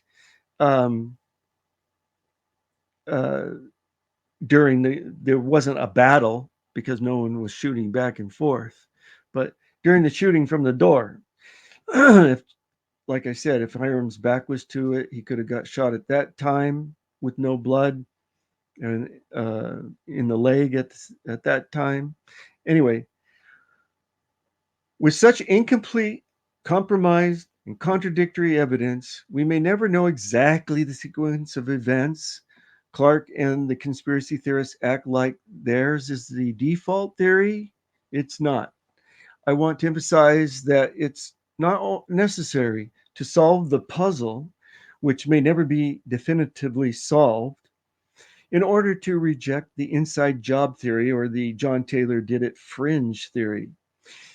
It presently has life because of the incomplete and contradictory evidence, but it's situated among the various possible contradictory theories as the least likely and improbable theory because it sets off a chain of implications that eventually becomes too cumbersome and improbable. As I have already stated, I find the idea that the culmination of a massive conspiracy between the apostles, apostates, anti-Mormons, public officials, and the mob was for John Taylor to grab Hiram by the head and shoot him under the chin to be ridiculous beyond belief. Samuel Smith's death is predicted. In the licensing book, Will Richards began signing himself in the book as acting president and also signing as the 12 apostles after Joseph's death. This is despite Samuel Smith being alive and in good health for a portion of this time. Will Richards would also know that Samuel Smith was next to lead the church. Joseph said that the patriarch of the church is the highest office in the church. And this part of the history was removed when they were creating it after Joseph's death. And something else that is interesting is they changed Samuel Smith's baptism date from May 15th to the 25th, ignoring the times and seasons, providing the correct date on August 1st, 1842, and what Lucy Mack Smith says. So something else about this is W.W. Phelps and Will Richards told Samuel Smith to wait for the 12 to return back to Nauvoo before leadership could be selected, but they did not wait for Orson Hyde to return back on August 13th, 1844. And also Will Richards told William Smith not to come back to Nauvoo. But Samuel ended up dying on July 30th, 1844, just a month after Joseph and Hiram. What is the advantage of changing his baptismal date? I think it delegitimizes him and makes him seem like he wasn't as faithful as Joseph and Oliver Cowdery, because that's when they were baptized. Right. So having him baptized at the same time sort of lends credence to his being sort of the next person in charge, equal in authority, just as dedicated to conversion of the gospel. It just seems like such a small fact to go back and change. Well, it's also something I noticed after making this slide is that so Thomas Bullock is the one that alters it, the baptism date, and he alters it to that part of those 42 pages that Joseph Smith had already reviewed. So they altered other people's work, and this was something that Joseph Smith would not have reviewed, this little additional change to it. Gotcha. Yeah. Okay. And I do agree. Again, I agree with you that when Joseph Smith passes away, Brigham Young and others around him take extreme liberty in altering many of the early documents of the church, and that can't really be disputed. I don't really hear the LDS Church addressing that. Their historians and apologists sort of stay away from it, but there was a lot of altering done. Yeah, I don't see how this doesn't show premeditation. I feel like if Will Richards believes Joseph died of just as a martyr and all that, he would put Samuel Smith as next to lead the church and write his name as the acting president in those licensing. But again, Will Richards is the one that changes the history 10 months in advance, giving the church to the Brigham Young and them. Yeah. It's a hard thing to sort of speak to. You're not a Latter-day Saint, but you've spent enough time sort of researching this issue, and I assume your interest in Mormonism goes maybe at least a little bit beyond just this issue. And as a Mormon, again, I grew up in modern Mormonism, so I never grew up in the early church where all of these different delineations of authority and who's in charge and what happens if that person's not here and who has the keys if that person's out of town. I wasn't in that, but my understanding of the history, knowing the history fairly well, and having lived the modern Mormon experience pretty devoutly, I think it's reasonable to understand that there is sort of some confusion in spite of Joseph laying out those delineations in a document here or a document over there. I think in rubber meets the road, real time application, most members of the church would have sort of not had a clue or understood thoroughly what happens if the president of the church dies. What happens to the first presidency? Are they in charge? What happens if the first presidency is killed? Does the patriarch take over? Does the stake council rule over the quorum of the 12? Does the 12 rule over?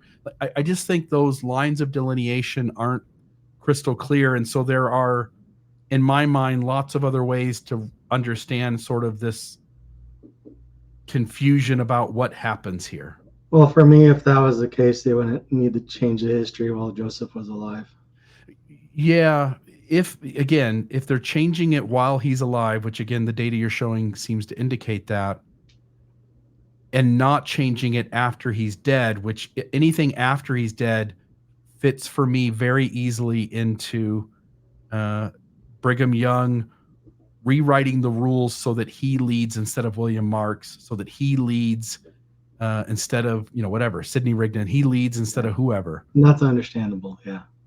But again, I'm going to leave it up to the historians and the scholars who know this data better than me to address why if the evidence seems extremely credible that Brigham Young and others are changing these documents before Joseph passes away, and then if they are, then to offer a reasonable explanation for why it's happening.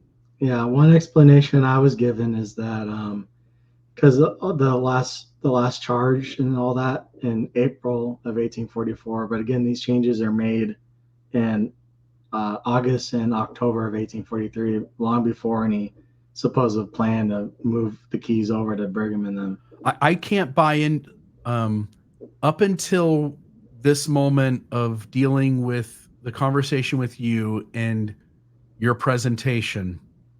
My understanding was, yes, Brigham Young and those close to him had altered many of the early documents significantly as to give weight to the way in which that Brigham Young took over leadership of the church. I am outside of Joseph Smith or some other method of saying, hey, we really do want to edit this with Joseph Smith's approval. I wasn't aware, and I still want to leave this up to the scholars and historians to speak on it, but I wasn't aware of these edits having taken place before Joseph Smith's death and without his permission. Yeah, and that's our fan made a video, the apostolic coup video that led me to some of these, and he made that mistake of believing them being changed after Joseph's death. Right. I happened to study the history of the history and realized the dates were while he was alive. Yeah. And so again, historians, scholars, folks who want to address this, I think we meaning those who believe that Joseph Smith originated polygamy, I think that side does need to at least offer some sort of explanation for the document changes that occurred before the death of Joseph Smith. If we can also show, meaning you, if you can also show that those occurred without Joseph Smith's approval. Yeah. Clark says, in the license book, Willard Richards began signing himself in the book as acting president and also signing as the 12 apostles after Joseph's death. How does this predict the death of Samuel? Willard Richards wrote acting president on the 8th of August, 1844, while Brigham Young was still in the East. Willard Richards was acting president of the 12 not the church. Even Brigham Young for 3 years didn't become the president of the church. That's what, president pro tem, that's what that means. That's all he was. Clark also says, this despite Samuel Smith being alive and in good health for a portion of the time. Willard Richards would also know that Samuel Smith was next to lead the church. No, he wasn't. Joseph Smith said, the patriarch of the church is the highest office in the church. Joseph's words were removed from the history, along with Samuel's baptism date being changed from May 15th to May 25th on the original document, ignoring times and seasons, the 1st of August, 1842, proving the accurate date, providing the accurate date, which is 15th of May, which is, if you remember, that's the same day, the very same day Joseph and Oliver baptized each other. But Joseph said that the patriarchal office is the highest office in the church on the 27th of May, 1843, one day after Hiram, after considerable resistance, had accepted the concept of plural marriage. Yet Hiram wasn't president of the church. Joseph Smith was alluding to a time when the patriarchal government would be established. That's when the patriarch, which would originally intended to be his father, and himself, Joseph Smith, was also the patriarch that ordained his father the patriarch. So Joseph Smith, when he talked about the patriarchal government, think about patriarchal government in the Book of Abraham in 1835. When he was talking about all this, it was the Zionic government in Missouri he was alluding to. When that government is established, it would be a patriarchal government. And Pharaoh was claiming fame to the patriarchal government. He imitated the patriarchal government, but he didn't have a legitimate authority. So when Joseph Smith started this concept, the patriarch was the highest office in the church concept, he was alluding to that kind of government, that kind of situation. Of course, when he was saying it in Nauvoo, they were busily building the secret kingdom of God. The statement about the office of patriarch was not removed from the manuscript history in Book D1 or Book D2, as Clark states. The history actually used Wilford Woodruff's version instead of the Quorum of 12 Minutes. The date of Samuel's baptism is of no consequence, but it appears at some point Thomas Bullock changed the date, probably because it didn't make sense that Samuel was baptized on the same day as Joseph and Oliver. The manuscript history says, after a few days, Samuel came to visit them, and after he had studied and prayed about what they were telling him, Cowdery baptized him. So he couldn't have been baptized on May 15th. Clark also states that W.W. Phelps and Willard Richards told Samuel Smith to wait for the 12 to return back to Nauvoo before leadership should be selected. Waiting for the 12, especially Brigham Young, president of the 12, to return before making decisions and reconstituting the leadership was a minimal expectation. This is a common consent church where the leadership is situated or sustained in general conferences. A quorum existed without Hyde. Clark seems to be quibbling here to create a problem where there isn't one. William Smith here, he was told by Willard Richards by letter not to come back to Nauvoo, telling him it was unsafe and it would risk the lives of thousands if he did. So William Smith mentions that in the Warsaw Signal, October 29th, 1845, and then in his Melchizedek and Aaronic Herald, October 1845 edition, he lists Samuel Smith as a martyr who was poisoned. Brigham Young responds to this at a later date in the Journal of Discourses, Volume 5, where he says, when they killed Joseph and they were talking about killing a great many others, would you believe that Apostates say that I was the instigator of the death of Joseph and Hiram, and William Smith has asserted that I was the cause of the death of his brother Samuel. When Brother Woodruff, who is here today, knows that we were walking at the depot in Boston to take passage east at the very time when Joseph and Hiram were killed. Brother Taylor was nearly killed at the same time. Dr. Richards had his whiskers nearly singed off by the blaze from the guns. And a few weeks after, Samuel Smith died, and I am blamed as the cause of his death. We did not hear of the death of Joseph until some 3 or 4 weeks after he was basically martyred. And so I feel like I've shown that Brigham knew at least 10 months in advance that his alibi doesn't hold up. So the thing also is, if Samuel Smith, his death is premeditated, Joseph and Hiram's death would also have to be premeditated as well. Yeah, it's certainly, again, I agree with you that there is evidence, at least interesting enough, I don't want to say sufficient, but interesting enough about Samuel Smith being poisoned. I also want to note here that the quote by Brigham Young seems to have contradictions when compared with the data around his helping with Joseph Smith's campaign and the effort to come home early. Yeah. Clark says getting William Smith to not return to Nauvoo was accomplished by Willard Richards sending him a letter telling him it wasn't safe for him to return and that it would risk the lives of thousands as he was related to Joseph Smith. William Smith was probably in danger. At least church leaders had good reason for believing so. Clark didn't highlight William Smith's words that provide the larger context.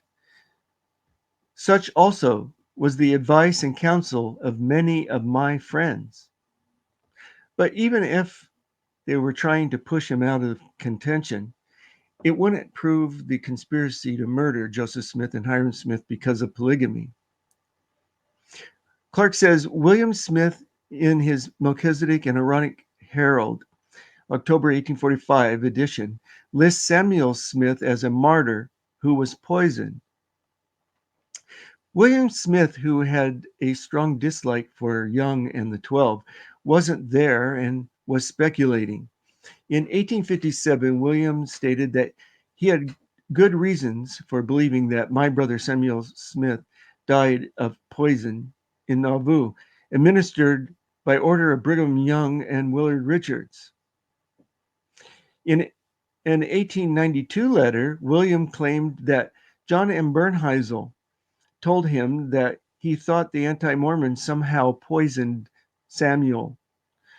When William learned of that Hosea Stout, who was chief of police in Nauvoo, was Samuel's nurse and gave him white powder, medicine, daily, he surmised that Stout had poisoned his brother at the request of Richards. However, Stout was apparently administering the medicine prescribed by his doctors, one of which may have been Bernheisel. Samuel's daughter also believed her father was poisoned, but her interpretation was influenced by Uncle William. My father was undoubtedly poisoned. Uncle Arthur Milliken was poisoned at the same time. The same doctors were treating my father and Uncle Arthur at the same time. Uncle Arthur discontinued the medicine without letting them know that he was doing so. Aunt Lucy Smith Milliken, who was Joseph Smith's sister, threw it in the fire. Father continued taking it until the last dose. He died. Notice she blamed the doctors, not Brigham Young or the church. William also didn't blame Stout. Other family members disagreed with William Smith's speculation. Samuel's son, Samuel H.B. Smith, who was 6 when his father died, responded to his uncle's 1857 accusations. William Smith knows that my father, his brother, died of bilious fever and not poison. He died of bilious fever, of which fact there are many witnesses, and not poison.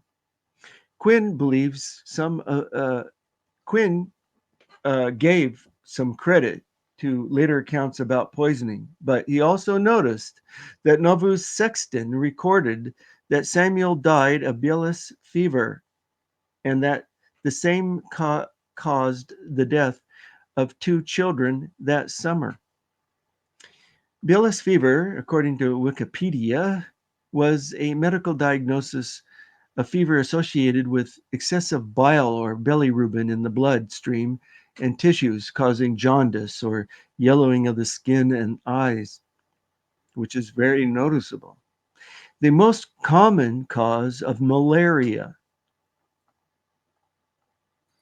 It seems as though you would, by the fact that you would call it bilious fever, means that you're seeing the skin yellow. That's what would tell you it's that instead of Yeah. it's something else. Because bile in the blood, that would take a medical examination post death Right. to figure out. Whereas while the person's alive and dying and they've died, family members and folks nearby would know to just to again, it's not today's world, it's a different world. And the way that you distinguish one disease from the other was the symptoms. And you look at the symptoms, it's not like you go into a doctor and you get a blood test and they go, hey, you've got this. It's rather whatever the outward signs of the body are, that's how you distinguish. And the moment you say, I know that they've got bilious fever, you're indicating that the symptoms of bilious fever are what told you that, and hence yellow skin and all of the other symptoms that you named. Yeah, malaria. Nauvoo was rife with malaria because of the swamplands. Yes. Uh, Yeah. Okay. Yeah, Perfect. and there's one more comment in this section I need to Please. make. Yep. So Carl also says, I have shown thus far that Brigham knew 10 months in advance, and his alibi doesn't hold up. So he's trying to blame Brigham Young for the death of Samuel.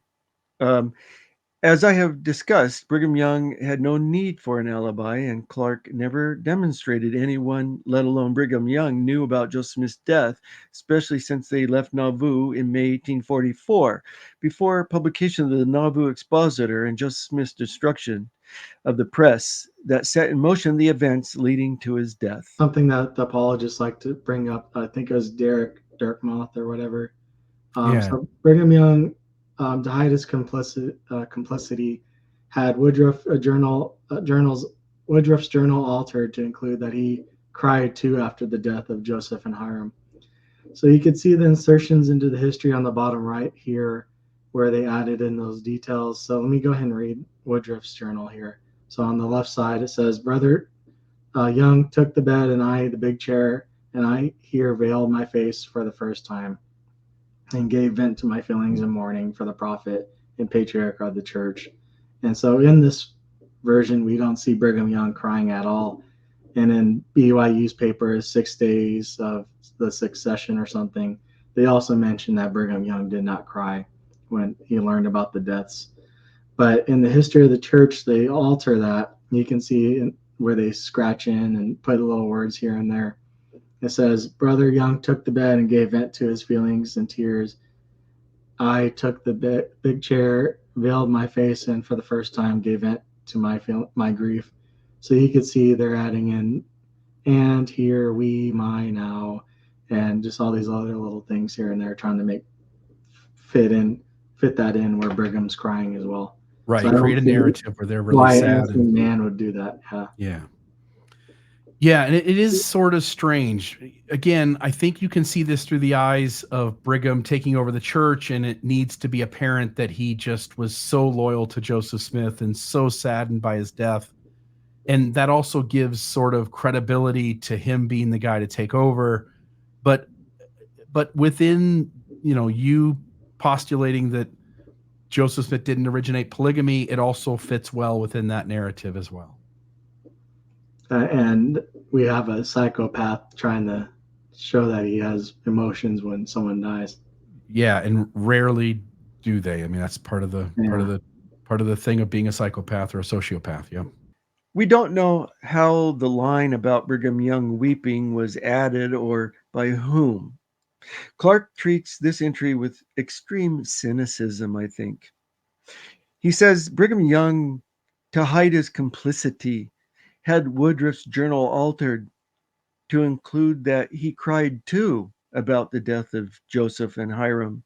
You can see the insertions into the history on the bottom right, where they added those details. An innocent man wouldn't feel the need to add these details in. Clark assumes it was Brigham Young who added the phrase. Wilford Woodruff was there overseeing the use of his own journal being used into the history. However, the dots that Clark tries to connect are far apart. It's a huge leap from adding a reference to crying to evidence for murder. Lots of men, especially in the 19th century, don't cry, which is evident from Wilford Woodruff saying his crying was delayed and hid from the public, and that he hid his face from Brigham Young. Maybe Brigham Young did cry, but Wilford Woodruff didn't see it because he had his face covered. Maybe he cried on another occasion, but thought this was the only opportunity in the history to mention it. It really seems like a silly thing to even bring up and interpret the way that Clark does. So John Taylor, in his letter to Woodruff on October 15th, 1844, brags about, "There never was more business transacted in the time, nor did I ever see so much harmony or a greater confidence manifested in the authorities of the church."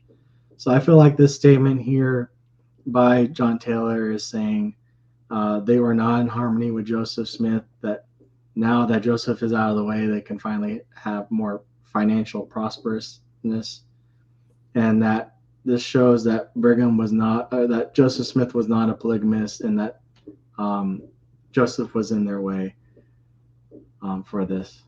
Yeah, that is an interesting quote. John Taylor, after the death of Joseph Smith, is communicating that everything seems to be working as good as it ever has. Yeah, and even better than that. Yeah. Yep. I certainly find that intriguing. So Clark says that John Taylor, in his letter to Wilford Woodruff on the 15th of October, 1844, brags about, "There never was a more business transacted in the time, nor did I ever see so much harmony, nor greater confidence manifested in the authorities of the church." Clark says this statement shows that the 12 were not in harmony with Joseph, that the 12 would be in harmony if Joseph was in fact a polygamist. So this shows that Joseph Smith wasn't a polygamist. Wow, that doesn't make any sense at all. This was John Taylor's opinion 4 months after Joseph Smith's death, and the saints began to rally around the apostles to finish the temple. There's nothing in John Taylor's statement that implies disharmony between Joseph and the apostles, even. He was expressing optimism about the future, not criticizing Joseph Smith. The letter to Wilford Woodruff, who was in Liverpool, starts, "I embrace an opportunity now offered to send you a few lines, as I feel convinced that any intelligence respecting Nauvoo must be interesting to you, particularly as you left at a time of general excitement. Several of our shopkeepers who have been enemies are about moving out, and we have general peace. The church was never in a more prosperous condition than at present. Sydneyism, that's Sidney Rigdonism, and every other ism is flating, whatever that means, that's the word he appears to use, is flating out, like the air is coming out of it, I guess. And peace and order and union prevails. I think that we never had so large an assembly at conference, and there never was a more business transacted in the time, nor did I ever see so much harmony, nor a greater confidence manifested in the authorities of the church." He then describes in detail the growth in the church's administration, particularly a restructuring of the quorums to facilitate upward communication. He says, "So you will perceive that we have not been idle." From this, you can see that Clark is bent on seeing the negative. it seems as though what he's juxtaposing is this succession crisis, which would have been a bit chaotic. Yeah. And now that's all cleared up. And for the most part, the saints that are following the Brighamites are all like, let's get back to work. Let's put our head down and Yeah. focus on supporting the brethren and finishing Mhm. the temple. And he seems to be noting that difference. And I think at least with a nod to the fact that Joseph's last few years in Nauvoo were also turbulent, but not with it being some sort of criticism or saying that the 12 are better at running a church than Joseph Smith was. Just that the succession crisis had to have been hard on everybody. And now that the majority of them have sided with the Brighamites, he's noting that the majority are aligned and are working to move forward in promoting the church and doing what the brethren want of them. Yeah, they just came through a very turbulent time Yeah. in many ways, Yeah. and they're probably a little relieved. But he's trying to relieve Woodruff's mind being so far away. You know, well, what's going on? Is the church still together? You know, did the church survive Yeah. this crisis? Yeah. And he's allaying his fears. Yeah. That all seems reasonable. Yeah, don't underestimate a psychopath. I think this is the last slide here. So, from everything presented, I believe a strong case can be made that Brigham Young was trying to usurp the church early on, and that Joseph was not a polygamist, but he was framed, and that the planning of the murder takes place after the monogamy revelation. So I think it's important that people recognize Brigham Young for what he really is: cold, calculated, subtle, and manipulative. Brigham made statements like it's okay to cut off someone's head, and what others consider evil, he sees as good. Never love your wife so much that you couldn't abandon her in an instant without shedding a tear. And if you love your neighbor as yourself, that you should murder them to atone for their sins. Brigham sure likes to talk about he cares about Joseph's measures being as sweet as honey, or the honeycomb, as Darkmoth mentions, but he says, but Brigham goes on to lie and says he was not supposing he was going to die, talking about Joseph Smith. Brigham hated the mother of Joseph Smith as well, even calling for her book to be destroyed and preventing any different narrative from being shared. Yeah. He called it a tissue of lies and ordered it to be destroyed. Yeah, in the Millennial Star. Yeah. I'll note here. So let me say it this way. Brigham Young and those who were by his side as he takes over leadership in the church, the narrative that gets shared is that Brigham is Joseph Smith's right-hand man. He loves him. He's the only one who's, this loyal to him. He would do anything for Joseph Smith. And when I read the history of the church, it seems more apparent to me that Brigham is more layers away from Joseph than others who were closer to him. And hence I've always sort of, even when I was a believing member of the church, sort of struggled with that discrepancy, that Brigham sort of tells you that he was the most loyal, the most trusted, the person who always stood up for Joseph Smith. And then when you read the data, it doesn't seem to, I can't picture reading the early history that Brigham was as close to Joseph in Joseph's mind as Brigham thought he was. And so I do find that to be strange. But again, that also contributes to, a narrative that doesn't require Joseph Smith to be the originator of polygamy, but rather is just Brigham positioning himself so that no one questions his rise to the church and the methods he uses to get there. From everything presented, I believe a strong case can be made that Brigham Young was a psychopath. Wow. This is a psychological diagnosis that Clark is ill-equipped to perform, especially of a dead person. This is Clark's opinion based on his very limited and faulty analysis of the sources. Someone who was an expert on Brigham Young's life and had extensive training in psychology wouldn't attempt such a diagnosis. At least they would be very, very cautious. But there's no caution with Clark. But none but one can say anything on the internet.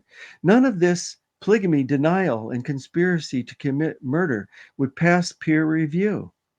Can I only ask you, just so you're on the record, you and I would both agree, at least I would agree, Brigham Young did not have healthy attitudes towards Oh, lots of things. He was not a healthy okay. human being, right? Promoting violence, suggesting a lot of, again, I know it's racism of the day and it has to be seen in the light of his day, but he was a hardliner and he had no problem using extreme rhetoric that would have been seen today as very unhealthy and prone to lead to abuse and trauma. Right. Well, Justin did too, but Yeah, well, sure, to yes. me, Brigham Young, I'm no Brigham Young fan at all. Right, that's my I can point is that I can barely read about him. yeah, I find him to be pretty boring. And some of the stuff I read in general conference, things he said and his actions and things. Um, he was an asshole, he's right? unlikable. He was Yeah, he's an very asshole. unlikable. Joe Smith did a whole lot of horrible things, but somehow he's Still still a likable. likable guy. And Yeah. as I understand him anyway. Yeah, that's what I'm looking for, is that you would agree, again, I'm using rough language, but Brigham Young was an asshole. But that's a far cry from being able to, without any expertise in the field and the person's deceased, hence no real test can be ran, to declare that someone has some sort of psychological issue, such as being a psychopath or a sociopath. Those are Yeah. sort of in the field of psychology need really there's a really small way in which litmus tests are, a testing is done to decide that someone has those sort of predispositions, and Clark is unqualified to do that. And his declaring Young to be a psychopath also hinges on lots of misunderstandings of the history that we've gone through in the last 13 Exactly. and a half hours. Yes. Right. So assuming everything he said is true, you might even go in that direction. But Yeah. the problem is that almost everything Clark has put before us is wrong. Yeah. And there was no conspiracy, there was no murder. Brigham Young and the other apostles um, weren't happy about polygamy to begin with. They were actually talked into it. They had to wrestle with it. Orson Pratt nearly lost his mind over it. Um, and they finally give in to it. And now here their great great grandchildren are making them into the scapegoat for Joseph Smith, for a mythological Joseph Smith some people want to build up, one that is worthy, I would contend, is worthy of being worshipped himself. And I think that's where some people are headed.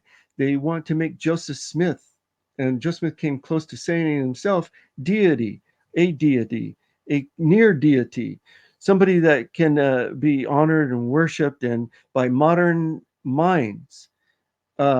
So they're sanitizing him and they're putting the sins of Joseph Smith onto the scapegoat, which is his followers.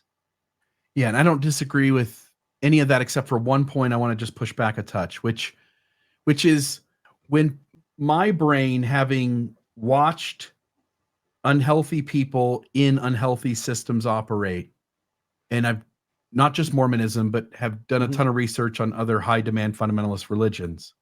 Often when men are presented the idea of being able to have some sexual liberty, to have multiple partners, uh, often they will report they're not interested. This really is hard on me. This is such Oh a yeah, tough yeah, thing. yeah. And that isn't always true. That at least sometimes they're just trying to cover up their actual desire so that people aren't seeing them through the lens of what they really would be okay with, right? Well, And what you just said is what a modern apologist, uh, or actually critic would say that, like Bushman tries to say it was puritanical polygamy. yeah, And as a way of saying that they were still 19th century Victorian type minded, sexually minded people when they accepted polygamy, reluctantly. And I think it wasn't easy for Joseph Smith to introduce these ideas to his followers. Polygamy. I mean, and actually doing it is a whole nother thing. And after you do it, you might get easier about the whole thing. But the very initial thing, I'm sure, was difficult, just as difficult for the women as it was for the men. Maybe not as much, but they were the objects, but the women Right. were the objects. But the men, there was still a barrier to cross. And that's the whole idea with a coercive leader, that he wants to ask his followers to do something they find to be abhorrent and difficult. And when they do it, that act brings them into Joseph Smith's moral world. Right. Once they've compromised themselves in one area, it's easier to manipulate them to compromise themselves in Well, others. it binds them. They have to be in loyal an because they've already made unhealthy it. bind. Right. Okay, sort of. I Right. liken it to gangsters or gangs. Once you do a Gangs hit for and the gang, you have to support the team. Right. Well, you've crossed that moral line, Yep. and you're in that moral line, that moral area with Yep. the leader, and you're Yep. bound to that leader, and it's a coercive, unhealthy bind Yeah. that is on them, women and the men. Yeah. That makes sense They're to me. that they're participating, and he gathers that small circle, of the anointed quorum, and that small circle is his loyal inner circle that protects him. He wants to be protected from the outside by Yeah. this group of people he knows won't betray him because they're part of it now themselves. Right. Once you've given up your moral explanations for right or wrong and compromised them to be obedient to someone else, now, unless something drastic happens, you're going to bend your idea, your ideology, you're going to bend it to that person going forward, because otherwise you have to explain why you compromised from thinking about things in a positive, healthy way to Yeah. suddenly being unhealthy. Mhm. And so hence it's easier just to go forward and see everything as healthy that the person's now asking you to do, and you use the same justifications. But there are things that push back against this. We talked about Augusta Cobb, and I'm not suggesting, by the way, I think there are two lines of thinking. One is that Brigham and Augusta had sex, she got pregnant, she names her child after Brigham Young. Another, though, which is a little more innocent, doesn't require the sexual dynamic, is that there was some sort of romantic feelings process working itself out. She does leave her husband. She does go with Brigham back to the Saints, and she does marry him. It seems as though there are clues to Brigham's intimate unhealthiness of being able to flirt with and seek out the relationship of this female away from his family. It doesn't seem like everything with Augusta is completely innocent until they get back to the Saints. I don't know if you know much about that particular story. I know you know of the story. I just don't know if you know the fine details that you can comment on it. No. But there are indications, Martin Harrison marrying the Lamanite women. There are indications in church history of some of the men seem to align themselves with Joseph's ideas about polygamy because it includes sex, and there's some indications of maybe their own inclinations of wishing they had access to those things. And so I'm not siding here with the polygamy deniers. I'm only noticing that when you say these men had to be talked into it and convinced, I think that's true for some of them. I think some of them presented outwardly that was true, but inwardly are dying to have sex with more than one woman. And you can't say that out loud because you can't even say it out loud in 2024. You'd be castigated for that. So it seems like there is what's the word I want to say? There is solid reason for why people couldn't. They would have to outwardly word how impossible this was to get on board with, but inwardly be sort of wanting that to happen. And I'll give another example from Joseph Smith. Isn't there an instance, I can't remember who he spoke to, but he was telling the person about his plural wives, and he made mention that one was much better at sexual acts than the others, that she was really good at what she did. Does this ring a bell? No. It doesn't. I'm gonna have to find this, and I'll put it up on the screen while we're talking about it. I'd love to know what you think about the source, but it sort of intimates that Joseph Smith, inside his head, was more open to the fun and excitement of the sexuality rather than this just being a thing I have to do and God told me and I'm just carrying out the law, you know? Well, so I regard the Happiness Letter as written by Joseph Smith. It's his thinking. And in there, it's about happiness, and it's equating in an innuendo kind of way that, hey, Nancy, God wants us to enjoy life, you know, and it's not all about just multiplying and replenishing the earth. And so that's, I think Joseph Smith, was drawn to it for other reasons than, some angel with a drawn sword. I just know very few, again, I'm in 2024. I just know very few men, no matter how they live out their life, no matter what sort of moral ground they choose to live in, most men really enjoy sexuality. And while we may, because of the crowd that we're in and the people that we're talking to, certainly downplay that, it seems like that's a factor no matter what age we live in. And to cover it up by saying that whatever they said outwardly absolutely represents what's inside their head is real, I think there's at least room in various occasions to see that the enjoyment of sex at least plays some part in these stories. Does that make sense? I would say that there's nothing more dependable than human nature.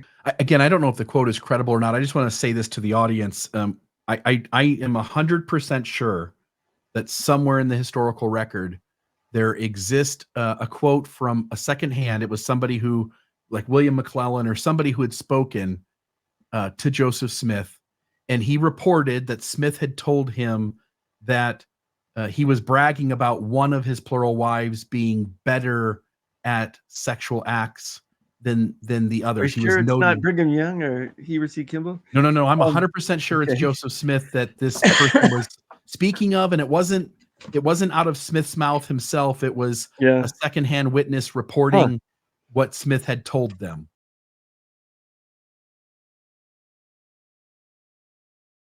This was an interview of William Law, 30th of March, says there July 31st, 1887.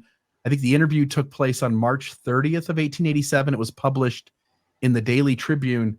And here's the context of it. He is asked, let me find it here. Oh, man. Oh, here we go. Did you ever hear of abortion being practiced in Nauvoo? And then William Law says, yes, there was some talk about Joseph getting no issue from all the women he had intercourse with. Dr. Foster spoke to me about the fact, but I don't remember what was told about abortion. If I heard things of the kind, I didn't believe them at the time. Joseph was very free in his talk about his women.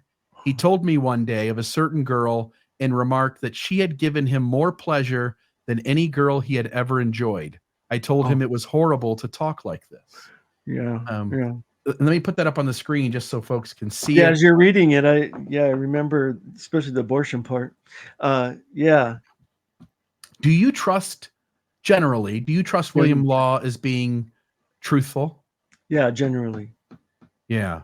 And I mean, his accounts are just as should be looked at with caution just as much as anyone else about what he actually had access to and what he didn't have access to.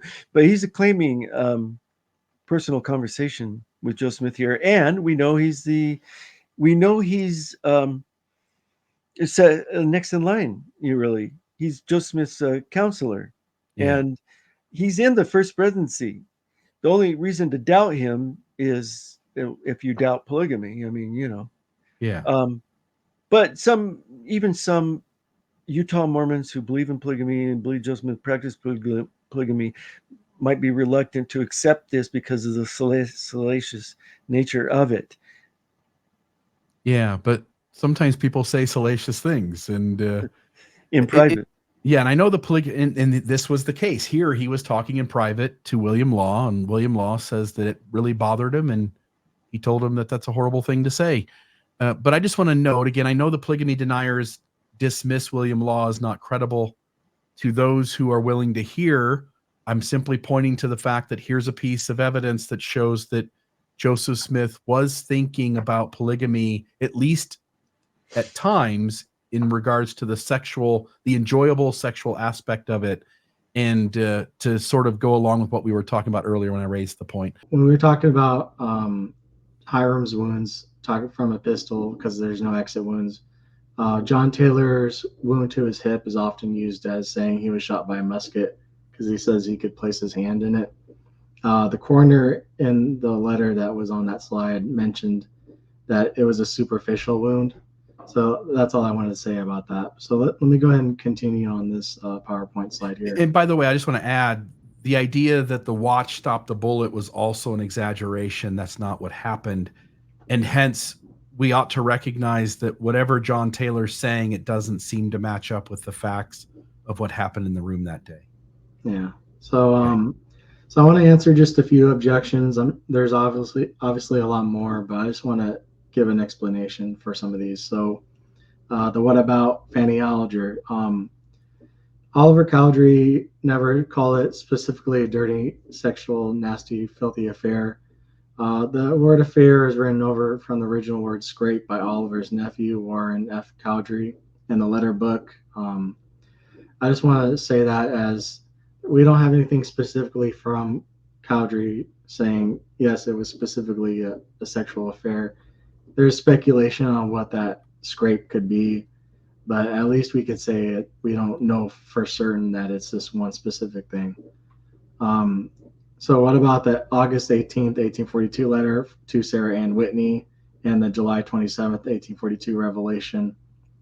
So the August letter was in the context of Joseph avoiding extradition and individuals following Emma to find Joseph.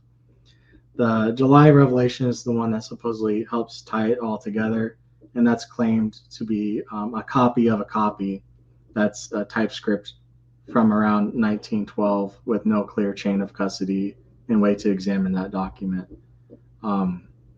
Does that make sense? So I apologize. You may have to say that again for me, because what I was doing is when you went into the Fanny Alger thing, I just really quickly pulled up Webster's dictionary, 1828 edition, and looked up the word scrape. And there's lots of meanings for the word scrape. Most of us understand when something is abrasive to something else, it's scraping it. But the one that pertains to what we're talking about here, it just says difficulty, perplexity, distress, that which harasses. And so in this letter, again, I'm as a critic, I deeply believe that Joseph Smith had an affair with Fanny Alger. I believe the rumors that were going around. I believe the letter from Oliver substantiates that. But in full transparency, I want to acknowledge to the audience that it doesn't have to mean that. It can mean something. It can mean any sort of distress, any sort of harassment, any sort of difficulty between those two people, any sort of perplexity.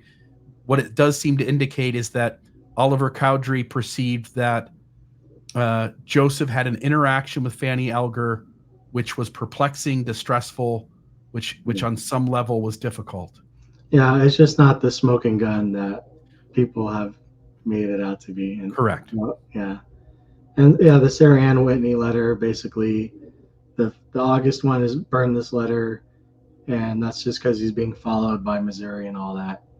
And the revelation that talk about Joseph being married to Sarah Ann the earliest one that we have is from 1912, and it's a copy of a copy, basically. So then going on to some of these other things of why did the mob, so going to the martyrdom, why didn't the mob just point their fingers at Brigham Young or anyone else when they were on trial for a conspiracy to commit murder? And the question could be asked, why didn't they point their fingers at William Law or Governor Ford or anyone else? the real threat is being found for a conspiracy of committing a murder, and admitting anyone else would be involvement with that.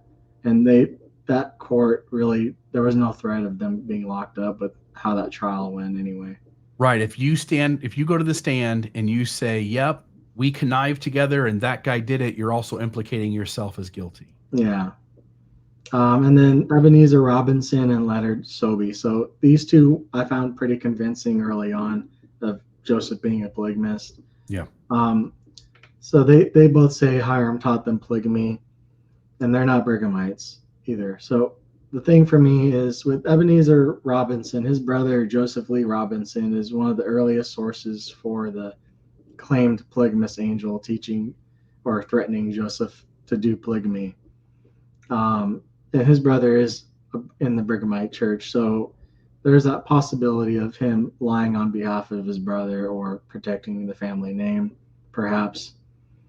And Leonard Sobey was an investor in the Nauvoo Expositor, and so if we have an association with the murder of Joseph and Hiram to some degree, I have question about that.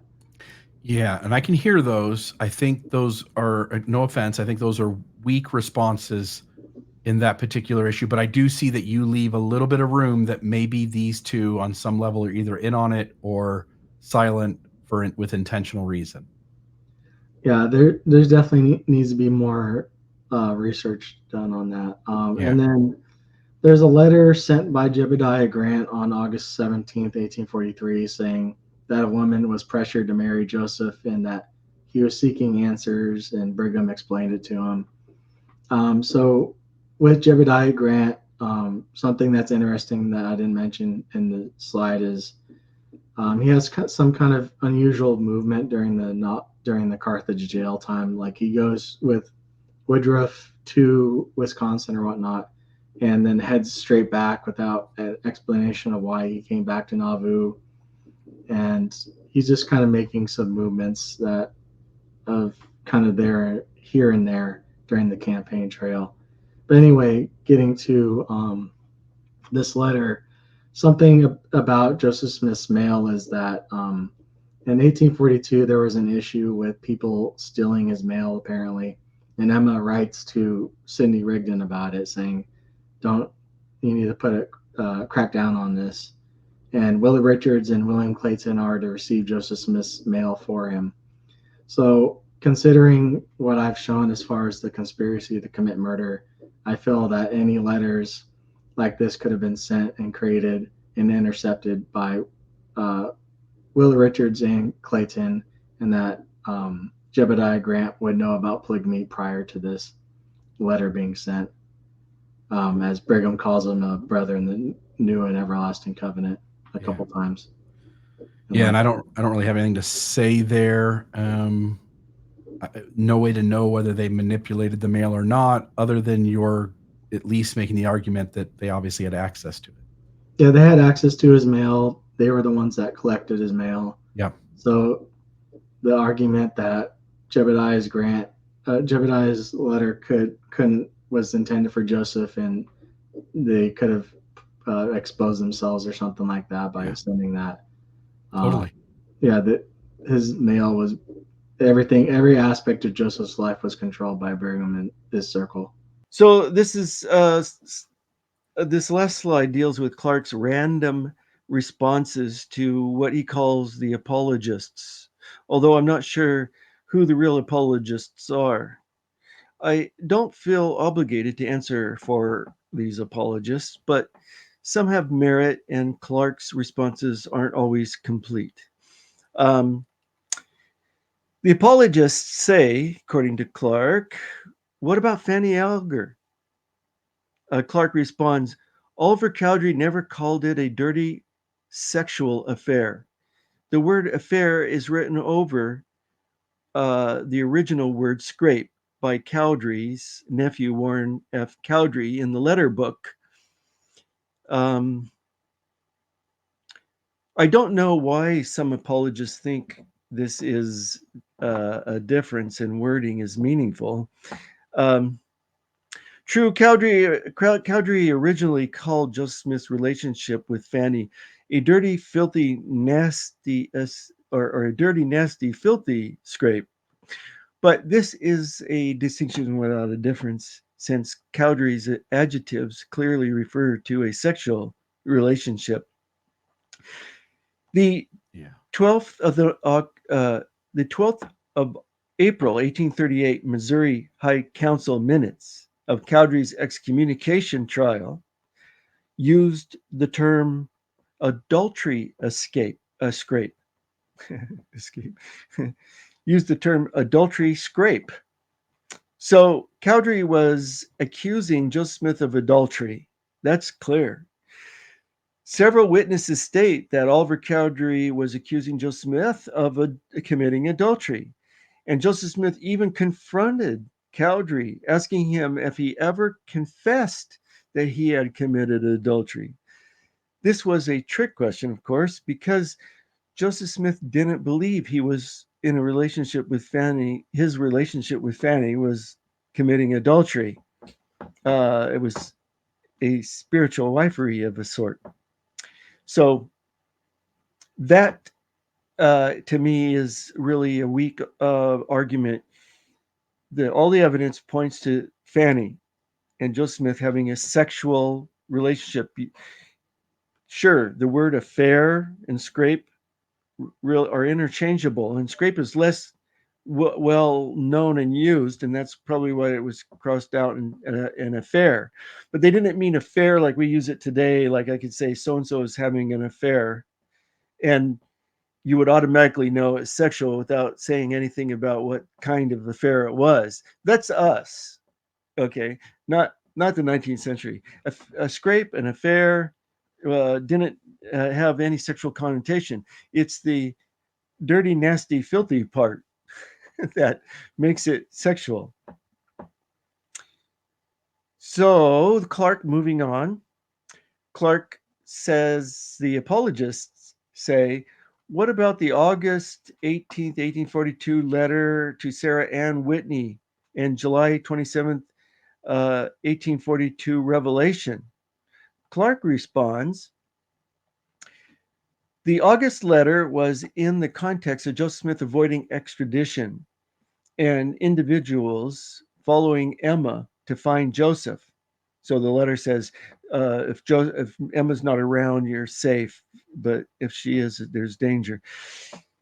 The July revelation is a claimed copy which got turned into a typescript around 1912 with no clear chain of custody or way of examining the document. So the original's not around. So Clark is saying the revelations of another forgery, and that the letter's being misinterpreted. It's just talking about be careful of Emma. If she's around, it's not safe. And the fact that Joseph Smith was in hiding doesn't explain anything. The 1842 letter to 17-year-old Sarah Ann Whitney and her parents is in Joseph Smith's handwriting and makes veiled reference to his need for comfort and succor, and instructs them to avoid Emma and destroy the letter. The letter didn't have an address on it, so there's no need to destroy it to keep it from the enemies, reminding them of what has passed lately between us. Well, what was that? The polygamous context of the letter was confirmed in Elizabeth Ann Whitney and Sarah Ann Whitney Kimball's affidavit dated 13th of August, 1869, which mentions that Sarah was married to Joseph Smith on the 27th of July, 1842. They were able to give that exact date, unlike many of Joseph Smith's other wives, probably because they had a copy of the revelation given to Newell K. Whitney on the same day as the marriage. The original revelation is not extant, but at least 3 copies were made of it, 2 written and 1 typed. Some have questioned the revelation because the original is apparently lost, but that's not unusual. We don't have originals for many of Joseph Smith's revelations. For example, most of Joseph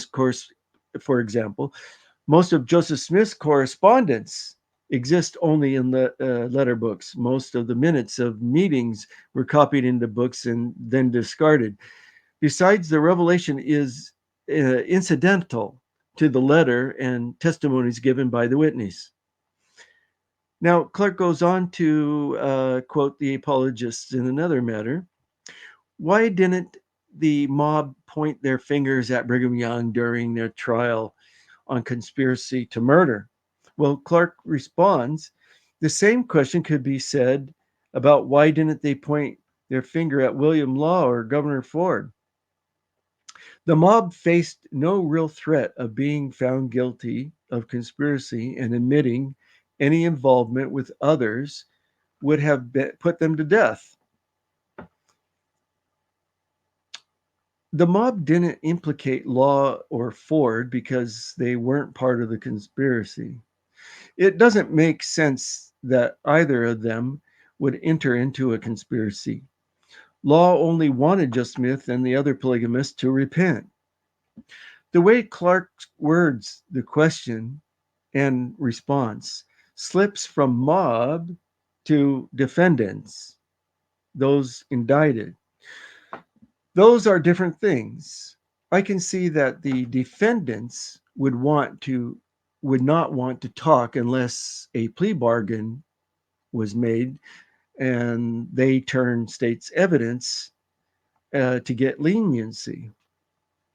Those indicted may have felt safe and that no one would say anything about the conspiracy because everyone, was part of the conspiracy, according to Clark, but this would have to be one of the most successful conspiracies in history. For me, the question is, why would the anti-Mormons agree to a conspiracy with Brigham Young and the apostles? For one thing, they didn't need the Mormons to help them. If such a thing did occur, they would have had to know that such a plan would leave them exposed while providing cover for the Mormons. Not a good collaboration there. Clark also asks, or quotes the apologist as saying, what about Ebenezer Robinson and Leonard Sobey's accounts that Hiram taught polygamy? They are both Brighamites. Clark responds, They are not, just FYI, they are not Brighamites. They are not Brighamites. That's exactly right. Thank you, Bill. They're not Brighamites, so why are they saying Hiram taught them polygamy? They left the church when they made these statements. Ebenezer's brother, Joseph Lee Robinson, was in Brigham's church and one of the earliest sources for the claimed polygamist angel threatening Joseph with a drawn sword. He would have a reason to lie for his brother if he wasn't compromised prior to that.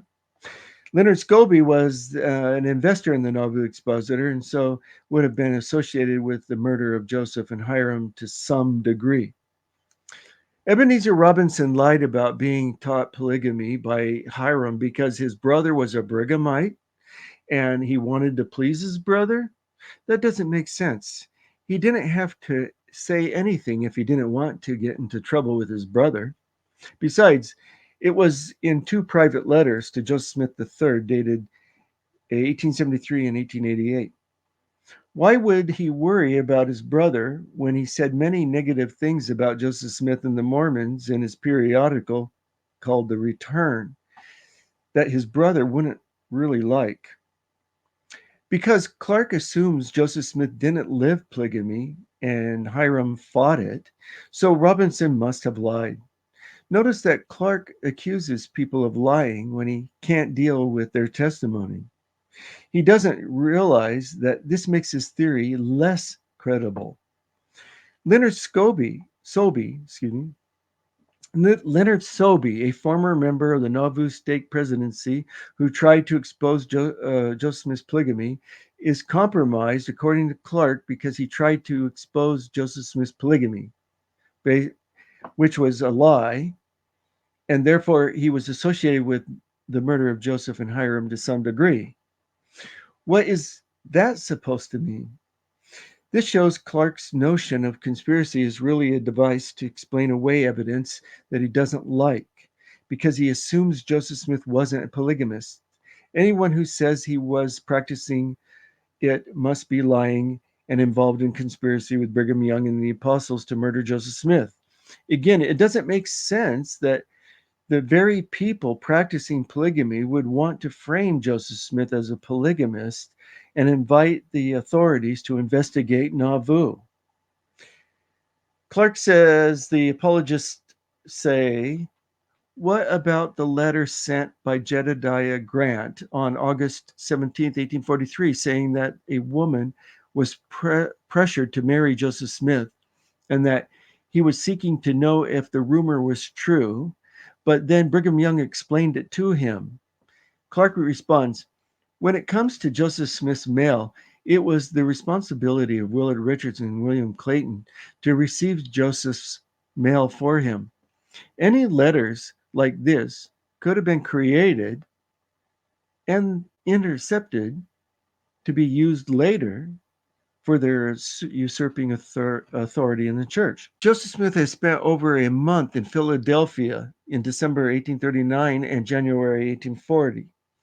While he was there, he apparently met a Conrad family who joined the church in the spring of 1840. Their 21-year-old daughter, Susan, must have caught Joseph's eye, for she received two letters dated 11th of March and 2nd of June, 1843.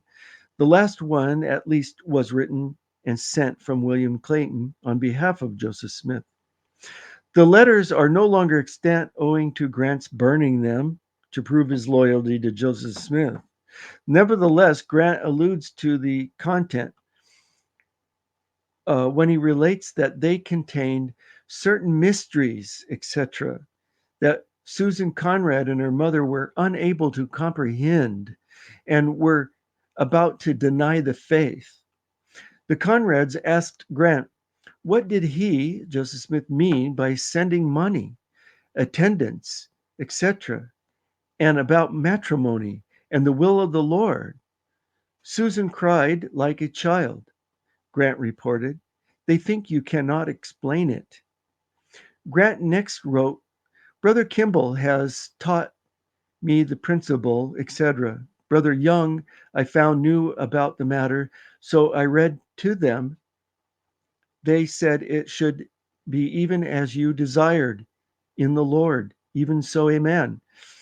He must have told them his plan to burn the letters. I told them the care that I had pursued and the one I was going to take. They said it was right and the Lord would bless me for doing so doing. Then he mentions Hiram. I was glad to hear that he received the priesthood, etc., linking that with William Clayton's journal. Clark responds to this letter. Clark's response to this letter is convenient. Any letters like this could have been created and intercepted to be used later for their usurping of authority of the church. So, according to Clark, Grant created a letter, sent it to Nauvoo, where it was intercepted by Richards and Clayton as evidence that Joseph Smith was a polygamist. This is another example of how conspiracy is expanded to explain away evidence that doesn't fit Clark's theory, which is typical of conspiracy theories. Yeah. Anyway. Love it. Thank you for having me on and taking the time to hear it out. I hope you felt like I dealt with you fairly. I feel like the other side is sort of skeptical to sit down and just have a long form conversation about things, but I don't think I'm that difficult to do this with. Sweet. Anything else, Clark? That's it. All right, folks, have a great day. Thank you so much. Please like and subscribe. Please leave your comments down below for for Clark and for any other historians or scholars. If there's other data points you want to point to, please let us know. And Clark, I hope at some point I can sit back down with you. I hear what you say about Leonard Sobey, for instance, but maybe at some point we can sit down and sort of go over the data from the other side of the coin, what it is that convinces the historians that polygamy was at Joseph Smith's feet, and get your point of view on that. Okay. Sweet. Have a great day, my friend. Great. You too. Dan, I just want to say thank you. This was a lot of work on your end. It was a lot of work on my end. It was a lot of work on Clark's end.